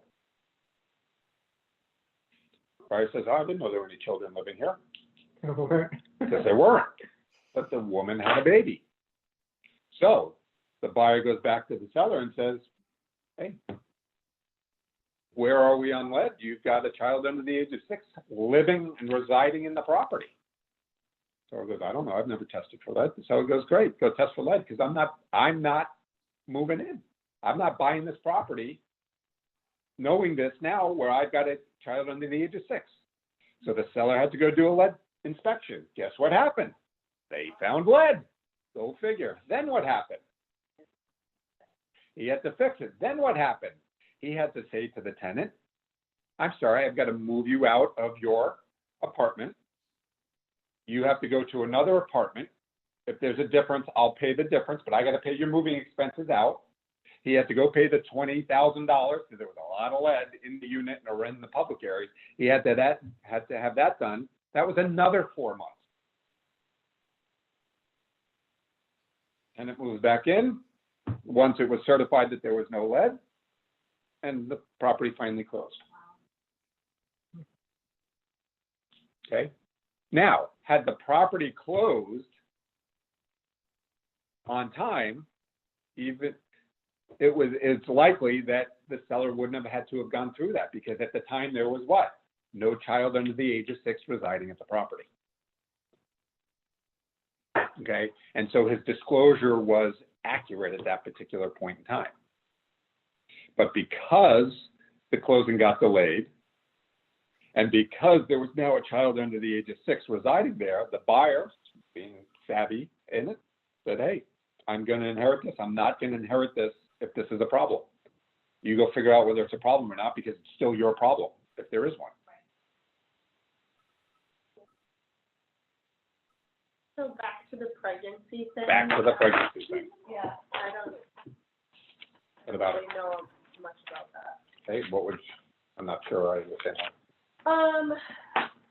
Like, so she was obviously pregnant at the time that whole situation was going on. Right. So does that mean that, like, that doesn't matter? What does the law state? Like, if it's. I'm not being insensitive here to anybody who's capable of rearing children. What's that? So no. No. Okay. Right, the law doesn't state that it's the property's owner obligation to provide a lead compliant environment for a pregnant woman. So Does it? wouldn't the buyer, like, when they knocked on people's doors and stuff and they found out someone was, like, ready to go, wouldn't they, like, kind of be like, what's up with the lead? Because they knew that she was obviously gonna. They never met the tenant before. Oh, okay. Yeah, probably don't care. Ready to go. What's up with the lead? So I'm not discounting the dangers to pregnant women as it results to the ingestion of lead or what it could do to them and or their unborn child. I'm not discounting that at all. I'm just telling you what the law states. And the law states that if you are a property owner and you own a property built before 1978, you are obligated under state and federal law to provide a lead compliant environment for that child that resides there that's under the age of 6. Okay, so say they, Period. sorry, say they knocked on her door and they found, like, you said that they knocked on their door and they found out that she had. Who's they? 3-month-old. Didn't The buyer or the seller? you just say the story? You said Mhm. so-and-so knocked on the door and then. Yep, the buyer knocked on the door at that particular time. I Okay. just want to make sure I'm answering your question. Okay, and then there was a 2-month-old in there. Mhm. What if he knocked on her door and saw that she was, like, really pregnant? Wouldn't he want to delay until she? Probably, Okay. but does he have the leverage? Because technically there isn't a child under the age of 6, so how is he going to say you're potentially in violation of the law and I'm potentially buying that? It would make for a sticky situation, granted, but the law says what? I have to provide a lead compliant environment when I own the property and there's a child under the age of 6 residing there. Very similar question. If there was a couple that were gonna have a baby and they're like, all right, we gotta get out of here before, we wanna move anyway, we wanna get out of here before we have a child because we don't wanna test whatever. And they have a child and like right before closing, could someone, could the buyer use that to their advantage, even because it's right before closing and say, oh, you have to do it now? Yeah, I think we're asking, the possibility of that happening is pretty limited. Now, of course, I'm going to say it and it will happen, but. In the multifamily situation, normally a buyer would want to know if there's tenants with the lease, in the building and stuff. Mhm. They would get to know or know. It Do they find depends. that out? Like Not who they are, necessarily. like, meet them Listen, at if all? I'm buying the multifamily, part of my offer is going to be, I want to interview the agent. I want to actually interview and meet the tenants, Yeah. right? But think about what's going on in the world. What's going on in the world when you put your offer in? You thought there was a multiple offer situation. You start putting those types of contingencies in a multiple offer situation, you might as well kiss the offer goodbye, Yeah. right? There's a lot of investors out there that just buy 2 and 3 families and that's their method of, and they might own 5 or 10 of them. They might not ever personally meet the tenants. Mhm. Yeah. It's possible. I don't, for me, it's not how I believe no matter what I do, I'm in the people business. So I always want to meet the people I'm working with Mhm. or I'm doing business with, and that would include my tenants. Yeah, but not everyone's gonna be with that. But not everybody's going to be like Especially that. with COVID. Yeah. But as a buyer, as a responsible buyer buying a multifamily, Yeah. and it was built before 1978, a smart buyer would make sure that there was. If I'm a landlord, quite honestly, and as I'm looking at multifamilies, Yeah, if a lot of them that you're looking at are going to be built long before that, I typically will not buy or consider buying a property that was built before 1978 and that wasn't, doesn't have some type of interim control or has some type of remediation, because I just don't want the headache. I don't want to be in that position where I'm potentially in violation of the law, right? Because I don't want, how am I gonna discriminate? You move in, Mariah, into a one-bedroom unit. Yeah, A year later, you find the man of your dreams and he moves in with you. yeah. A year after that, you're getting married and you have a kid. How was I supposed to predict that 2.5 years earlier when you came to me and gave me, Legally obligated. and I'm still legally obligated? I don't have a choice. Even if you're like, let's just say you move in with someone, and they have a child already or something, that could happen too, it's not your kid, but the person, you know what I mean? If a child the law doesn't specify whose child it is. It doesn't say where in the building they're living. It says if a child under the age of 6 resides in that property and you own it, you have that obligation, whether it's your child, somebody else's child, no child now, child in the future. That's the issue. And that's where everybody gets hung up. And there's a lot of landlords out there that don't want to go through the expense of doing the inspection. The inspection's probably going to run in a multifamily, probably anywhere from $300 to $500 a unit to inspect it. What happens when you find it? It ain't going to be cheap, right? Especially in these older homes where it might be loaded, you could be looking at tens of thousands of dollars. It's not a cheap thing, but people forego or willing, for whatever reason. I would never be. I'm too risk averse, but for whatever reason, there are people out there that will buy these houses, not worry about the lead paint, and deal with it accordingly. And you know what? It may never come up, but they're rolling. In my mind, they're rolling the dice. Okay, but when you're the listing agent of that multifamily, you better have this conversation with your seller. You have an obligation to disclose what you know or don't know about lead paint.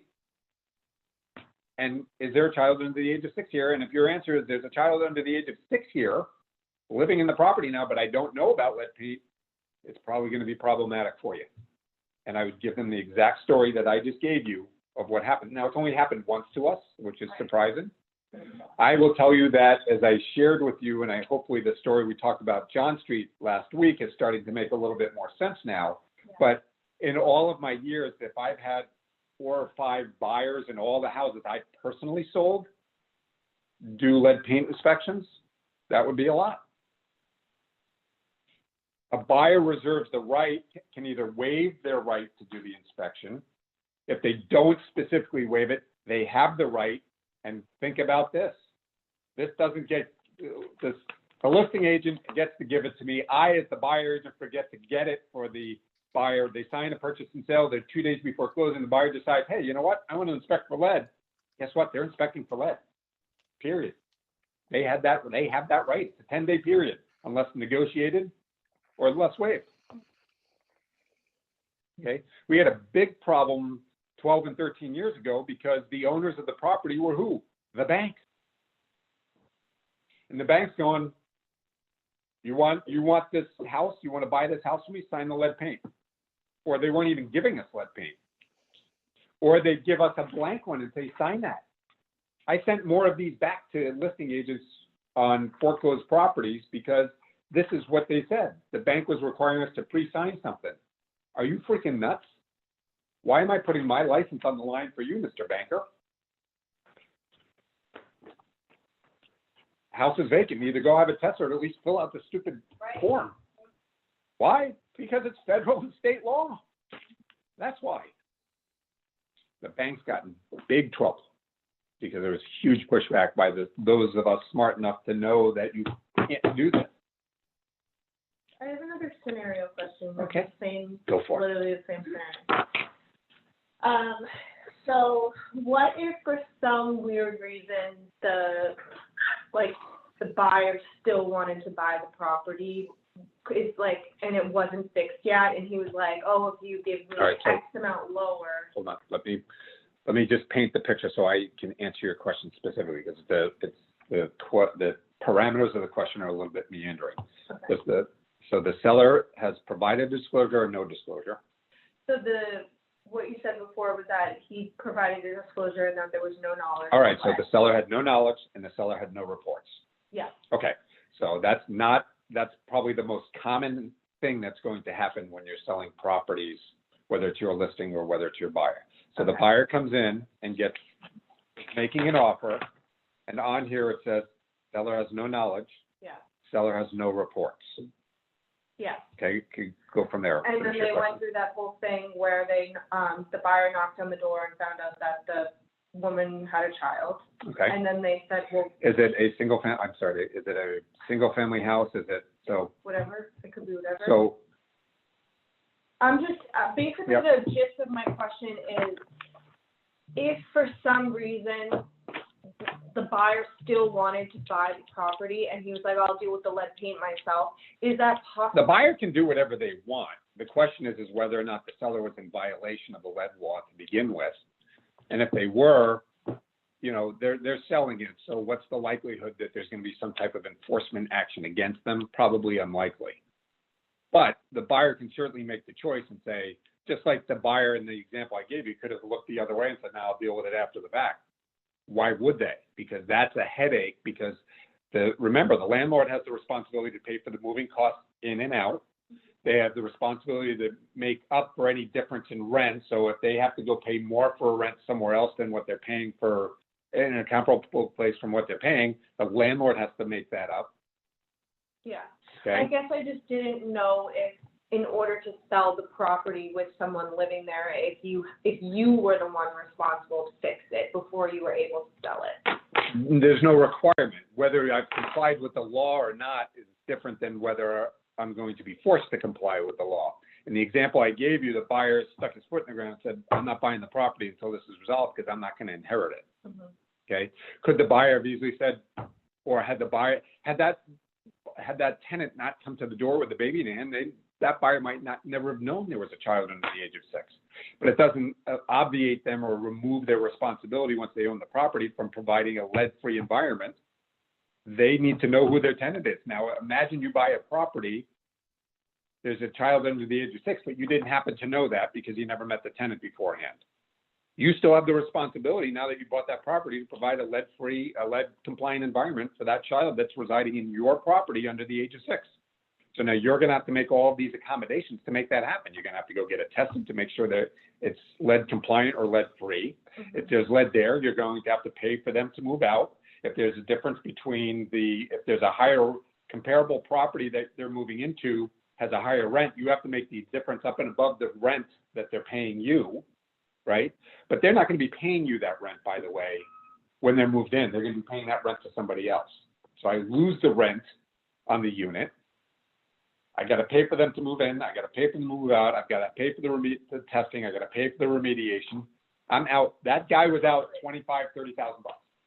I understand why you wouldn't want to do it. I mean, unless you were like, I'll still buy the property for like $40,000 lower because this is what I have to fix, this and that. You But- can, and what am I as a seller going to tell you? You know, in the case of what we did, because it kept getting extended, the seller was in a place where he had to sell. He had no choice. Could he have said, screw you, and then not sold it to him? Potentially. But he would have had to fix it anyways, now Yeah, he you has would have- knowledge of it. He would have been obligated to. Whether he fixed it or not is a different question, Yeah. right? Because again, but remember, it's like every other law. Again, raise your hand if this has ever happened to you.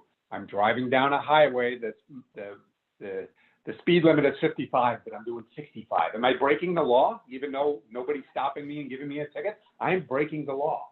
It's not a matter of if I'm breaking the law. It's a matter of did I get caught or not. That's it, I'm calling the police. Okay?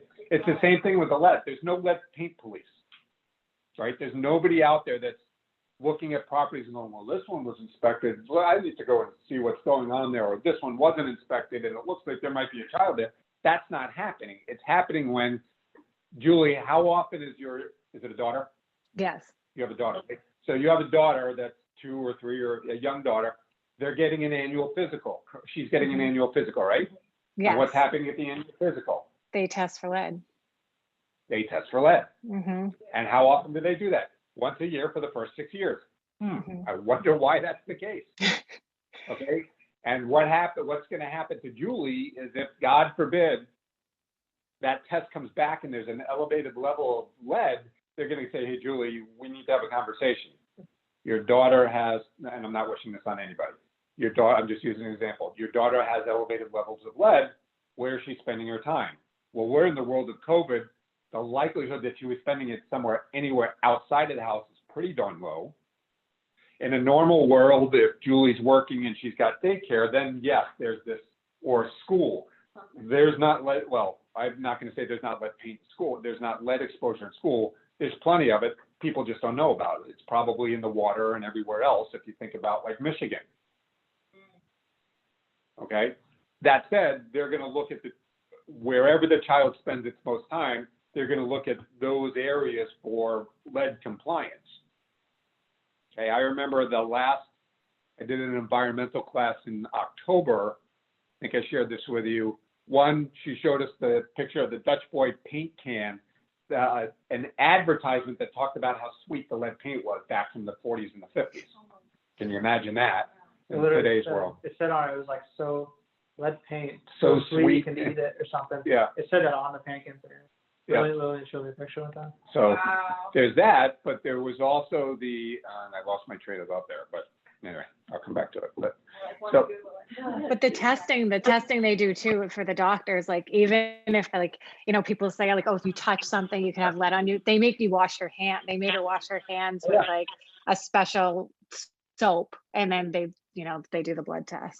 So they're on top of it. yeah, but what's really interesting, all purpose, I don't know if it'll say it, but these, you look at these things are from the late 1800s and go back up one. What is that there? National Lead Company. Look at that one to the left. Wow. National Lead Company. You think more people would have issues from that now? Well, again, it's been forcibly out of production since 1978.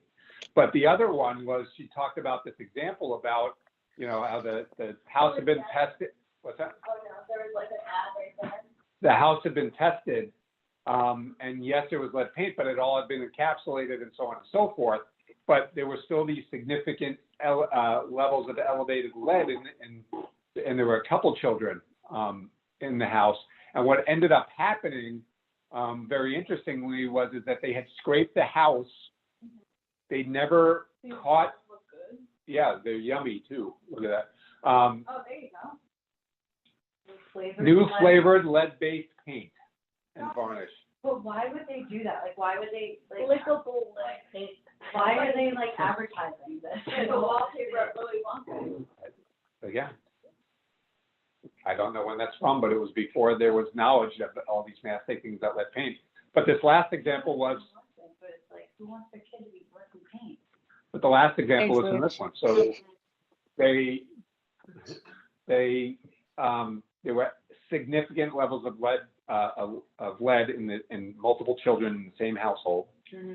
They went in and found out that the house had been scraped and painted, so if you tested it now, it was under the acceptable levels. But what happened was, whoever scraped it, when they scraped it, all of the scrapings went onto the dirt, and they never cleaned it up, and it got tilled into the dirt. And they had a vegetable garden. They figured out that the lead levels came from the fruits and vegetables that had been grown in the garden, where all this lead had been turned into the soil. That's awful. So if you own a house, get rid of the lead if you have kids If you have kids. and disclose lead. But I will tell you what, there are a lot of people out there that live in houses built before 1978 that have never been tested for lead, that have kids under the age of 6. I grew up in a house that was built long before 1978. That explains a lot. It does explain a lot, right?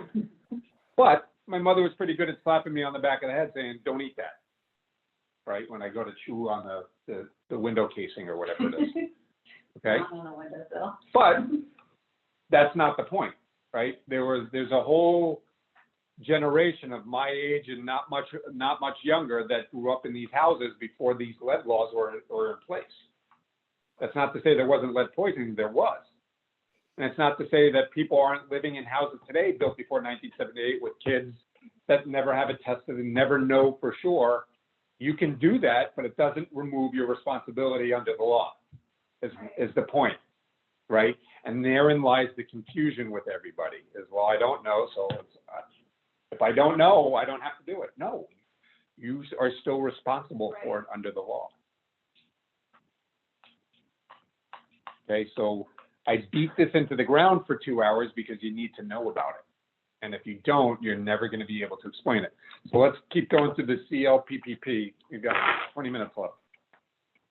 So just some highlights. So I'm on the first page. So this must also give a copy of the lead, if there are lead inspection reports of any kind, they need to be attached to the property transfer notification certification. Let's see, a new owner of a home built 1978 in which a child under the age of 6 will live or continue to live must have it either de-leaded or brought under interim control within 90 days of taking title. Okay, so my buyers on John Street had no obligation. They wanted to test for lead, they didn't have to. They could have bought that house because they don't have children and been fine. But the minute that there was a child born within 90 days, in theory, even though the law doesn't say you have to go test, the law does say they have to provide a lead compliant environment. How else are you going to know if you have a lead compliant environment? Right. Okay. There is no requirement for a lead inspection or risk assessment before a sale. So what does that mean? Hey, Mr. Seller, your house was built before 1978. I'm buying your house. I have kids under the age of 6. You need to go do a lead inspection. The seller's going to give you the middle finger and say, no, that's, if you want it, you decide it. You decide and you pay for it. Okay. And if you find the house loaded with lead, guess what? You can either walk away if you're within your inspection clause, or you're just going to know that you're going to have to remediate it. That's your obligation. They might buy the house full of lead and never remediate it. That's their choice. They're still breaking the law. Okay. And odds are you can negotiate the price down because they want you to Wrong. buy it still because. Never happened. Really? All right. So let's play that. I'm a seller. Wow. I'm a seller. Go ahead. Alright. So I'm a seller. You're the buyer. Yeah. Okay. We've got the property under agreement as part of your lead inspection. You find the house is loaded with lead. You've got 7 kids under the age of 6. God bless you. Okay. Boy. Tell me, how is that a negotiating position for me? Go ahead and negotiate with me on. All right, so I do the inspection, it comes back. Yep. So now I could either walk away where I could Correct. buy it and get it remediated. Yep.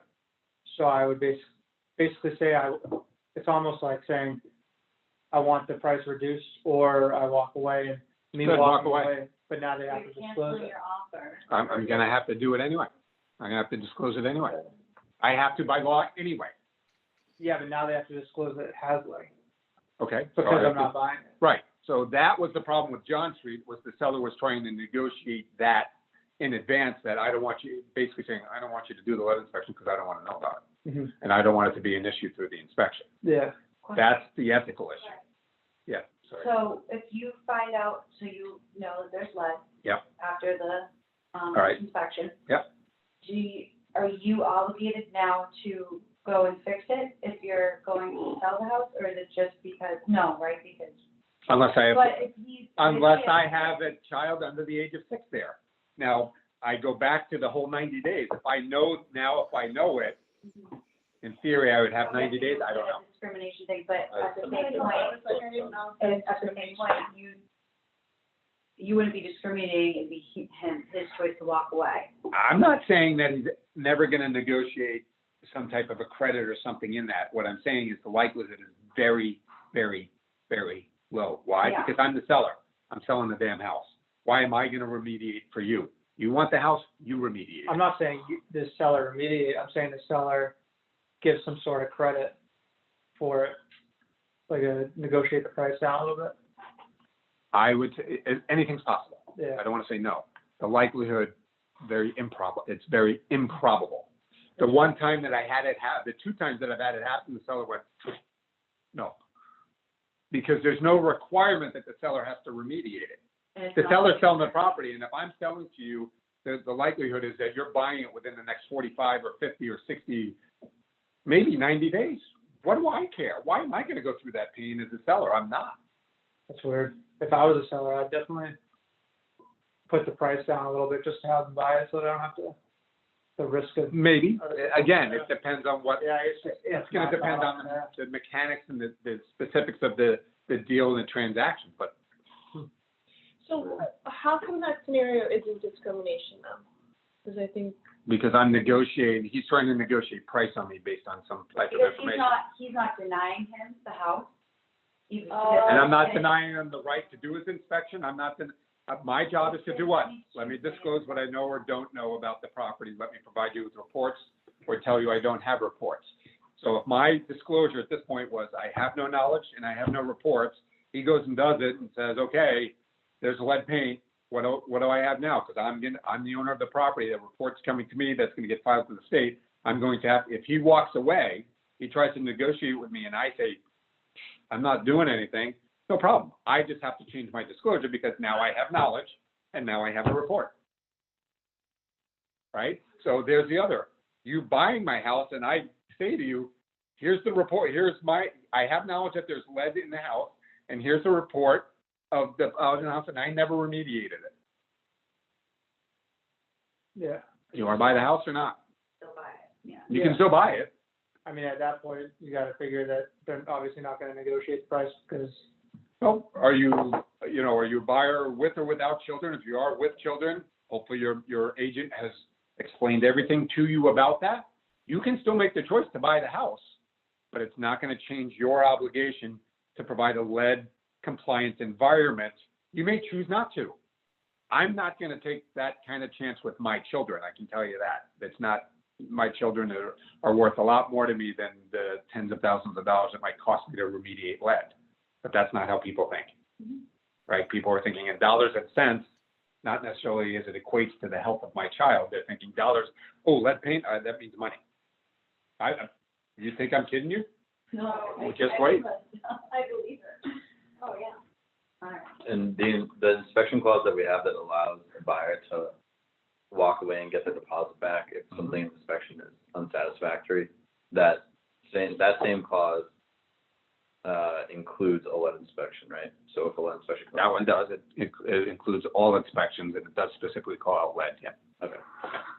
Okay, let me just keep breezing through this. So sellers and real estate agents who do not meet the requirements may face civil penalty of up to $1,000 under state law and a civil penalty of up to $10,000, that would be, and possible criminal sanctions under federal law. So you don't do your job as required under this law, you could be getting an $11,000 fine per infraction. So if you made 6 mistakes on this document, you could be facing $66,000 of fines and some possible time in jail. The time in jail is generally related to, hey, there's been some type of lead poisoning event and there was not the proper disclosures and so on and so forth. So I haven't heard of any cases where I didn't fill it out properly, just because I didn't fill it out properly. I've heard of fines, but I've never heard of fines and jail time just because I didn't fill out a document properly. But you will be fined.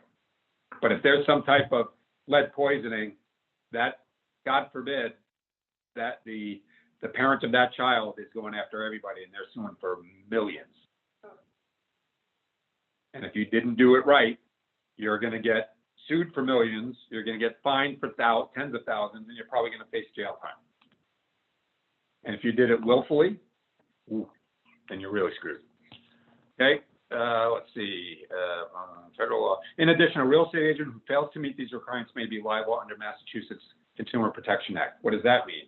That's 93A. So if there are damages, it can multiply by a factor of 3.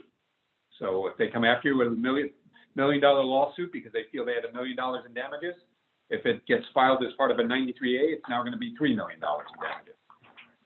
How much fun would that be? Jumping over to the next page, page 2, under the paragraph that says, what is lead poisoning? How do children become lead poisoned? The main way children get lead poison is through swallowing lead paint dust. Right? We talked about that earlier.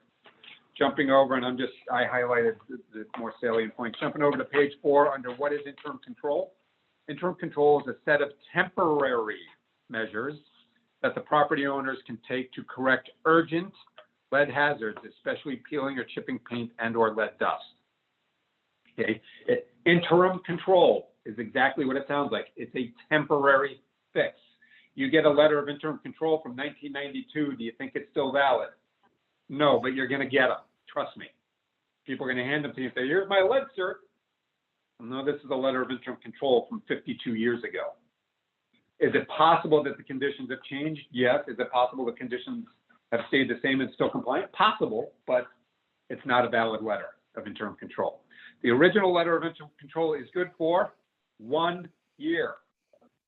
So you get that 52-year-old letter, there's indication number one that it's not valid.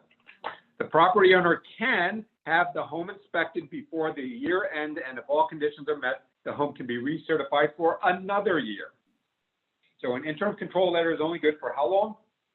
A year. 1 year, can be extended to 2 years. If this, after the second year, the home must be de-leaded.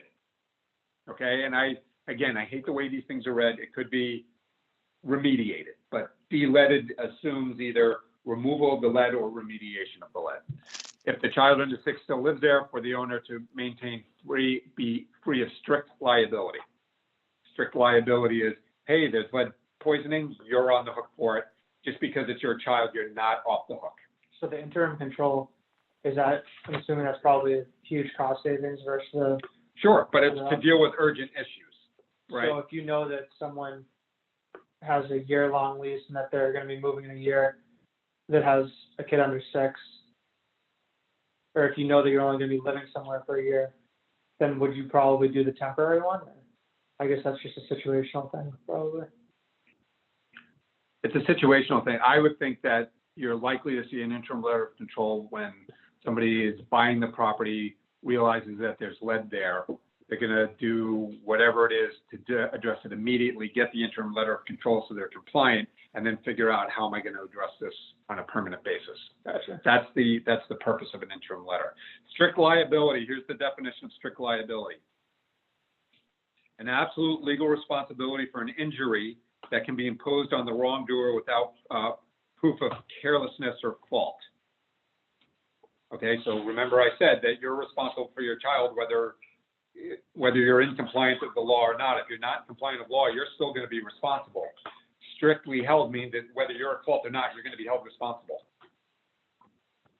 Okay. Residents must be out of the house for the entire time that the de-letter is doing the de-letting work inside the house. Why? Again, how is it ingested? Dust. What's going to happen when people are de-letting? Dust. Jumping over to page 6. A letter of interim control is good for 1 year, but sorry, I said that. The Massachusetts law makes it illegal to refuse to rent to families with children under the age of 6, or evicting or refusing to renew a lease of family with children under the age of 6 because of lead paint.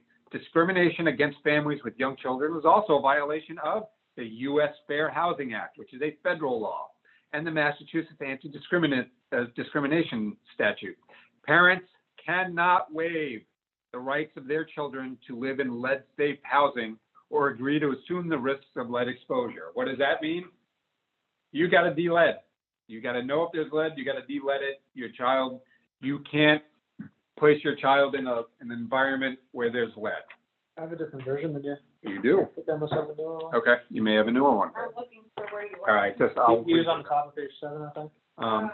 It's also illegal for lenders to deny financing because the home has lead paint or because financing could trigger future duties under lead law. So when you go and sign a house, who owns a house besides me? Anybody?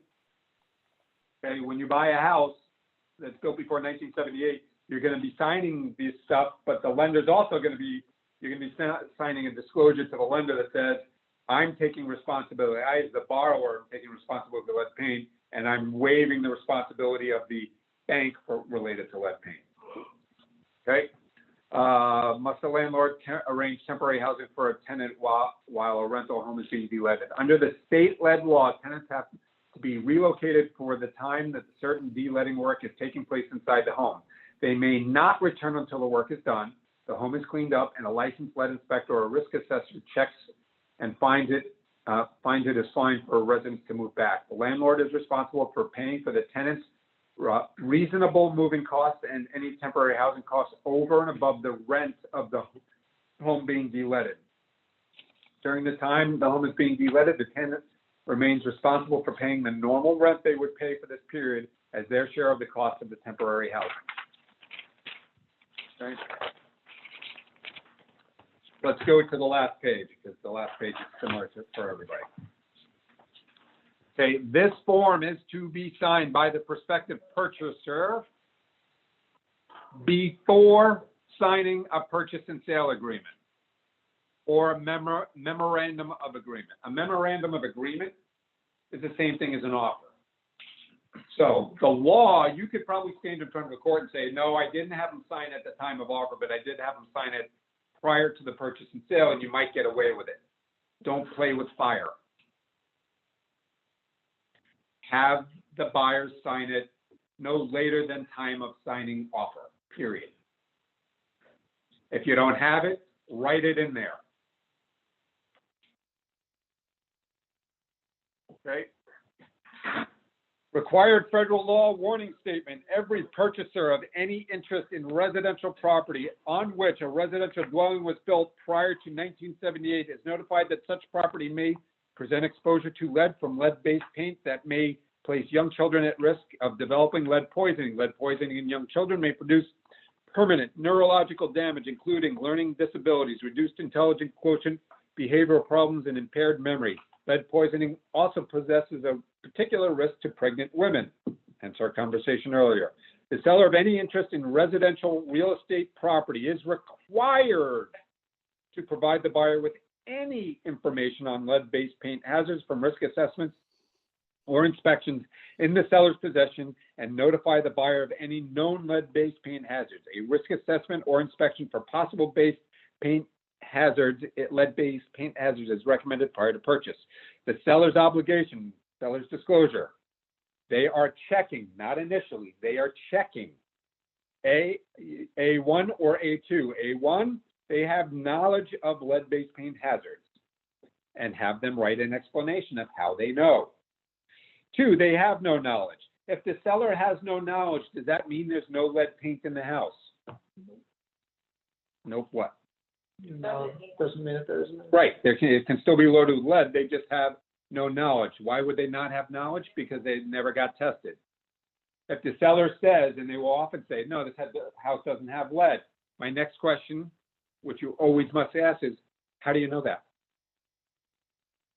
Well, I just know, it's all stained and there's no paint here. Well, it's possible there's lead in stain, unlikely, but it's possible. I know someone that bought a house, but they gutted the whole thing and redid the whole thing. So if they were to sell the house, would they still apply? Because they... When was the house built? Oh, okay. Okay, and what determines the age of the house? It's a good question. New on the inside. Okay, is it built on the same foundation? What, Did they rip out the foundation and put a new foundation in? Probably not. Yeah, probably not. Okay. So it's the age of a house, the birth date of a house is the date the foundation's poured. Because without the foundation, you don't have a house. What if there's paint on the exterior, like lead paint, is that possible too? Of course it is, Yeah, absolutely. but did you have to like, Okay. only inside the house? So, ask your question again, sorry. Oh boy, is it only the inside, or do you have Nope. to do the outside as well? It's everything. Okay. Yeah. 'Cause it's, yeah. Okay, so even if you tore the house down to the foundation, but the foundation was poured prior to 1978, you better have a lead paint disclosure completed. Now, that's not to say that I wouldn't write on here, everything from the foundation was new from built in 2020, but the foundation was from 1972, I'd make a note of that. I'd write it right on the disclosure. Always better to have more information than less. Okay, we had a house in Westford, I'll never forget it, with a builder.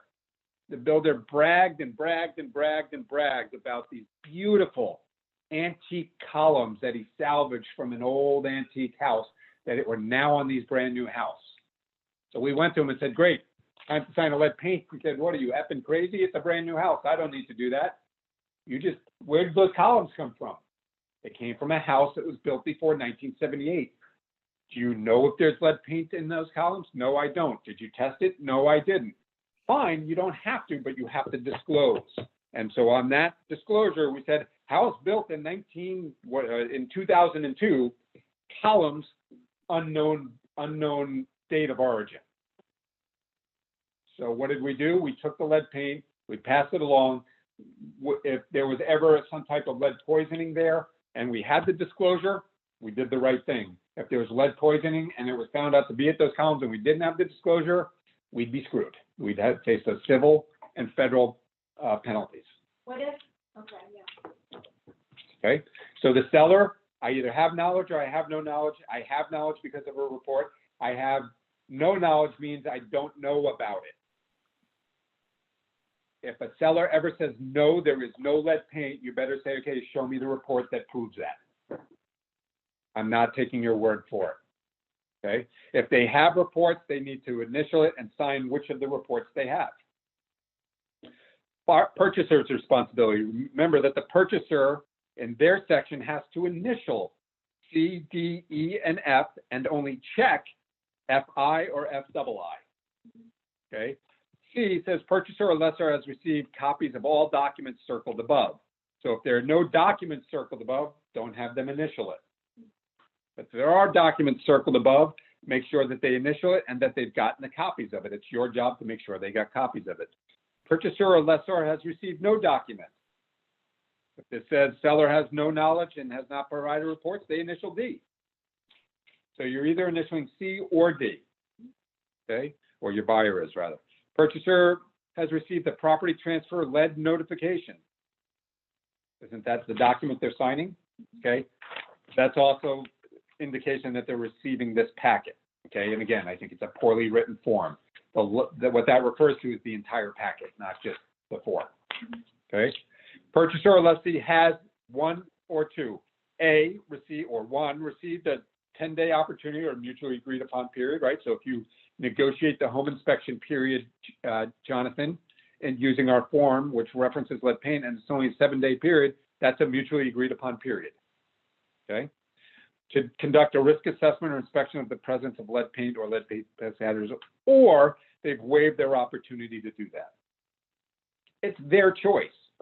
I prefer that if you ever get into a situation like I got in with John, please loop me in. I'm still contemplating filing some type of ethics complaint related to that. I think I have a hard time proving it, but boy, the answers to my questions were spot on. Did they ever come out and say it directly? No. So now I've got to try to improve the intent, prove intent, which is much harder to prove. Okay. Going down, agent's acknowledgement. G. The agent has informed the seller of the seller's obligation under federal and state law for lead-based paint disclosure and notification and is aware of his or her responsibility. So what does that mean? That means that the listing agent has had a conversation with the seller saying you have an obligation to fill this disclosure out. And you must fill it out accurately and honestly. H, agent has verbally informed purchaser or purchaser lessee of the possible presence of dangerous lead levels in paint, plaster, putty, or other structural materials, and his or her obligation to bring the property into compliance with the Massachusetts lead law and federal, either through full de-leading or internal control. If it was built before 1978, and a child under the age of 6 resides or will reside in the property. Okay, you have to say that, and you've got to initial it. Then the seller, the buyer, you as the buyer's agent, me as the listing agent, certify of accuracy. The following parties have reviewed the information above and certified to the best of their knowledge that they have information has been provided as true and accurate. So you're going to sign that. So now you're signing an affidavit that you did what you did, and that you've provided all the information that it says it's been provided. And if you haven't, or if you filled out the information correctly, you've broken the law, you could be fined from the state by $1,000 per infraction or per issue, and $10,000 by the feds. Don't do it. Do it right. Okay? That's lead paint. If you're interested, that's what a lead inspection looks like. Okay, it has all these very cryptic things and grids on it, but that, I have a copy of this. If you want to come see it, you can come see it, or it's 30 pages of fun. Wow. I'm sorry, 36 pages of fun. But they're measuring all kinds of stuff in here. Okay? They tested it each room.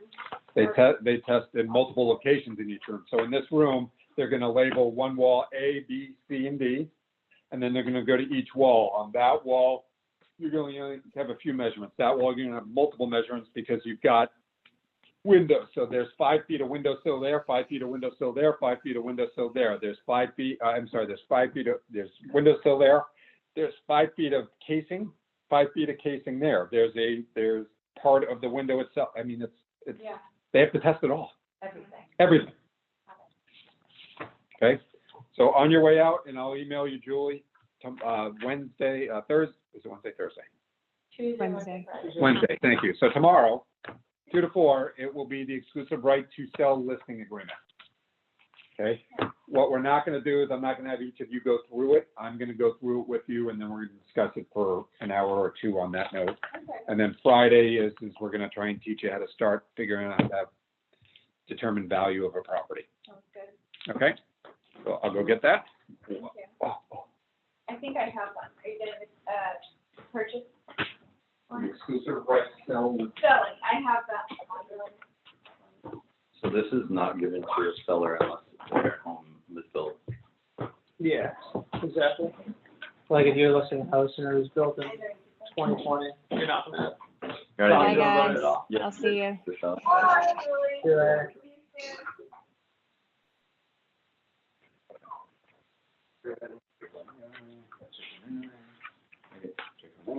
I'll take one to reread. I don't remember it.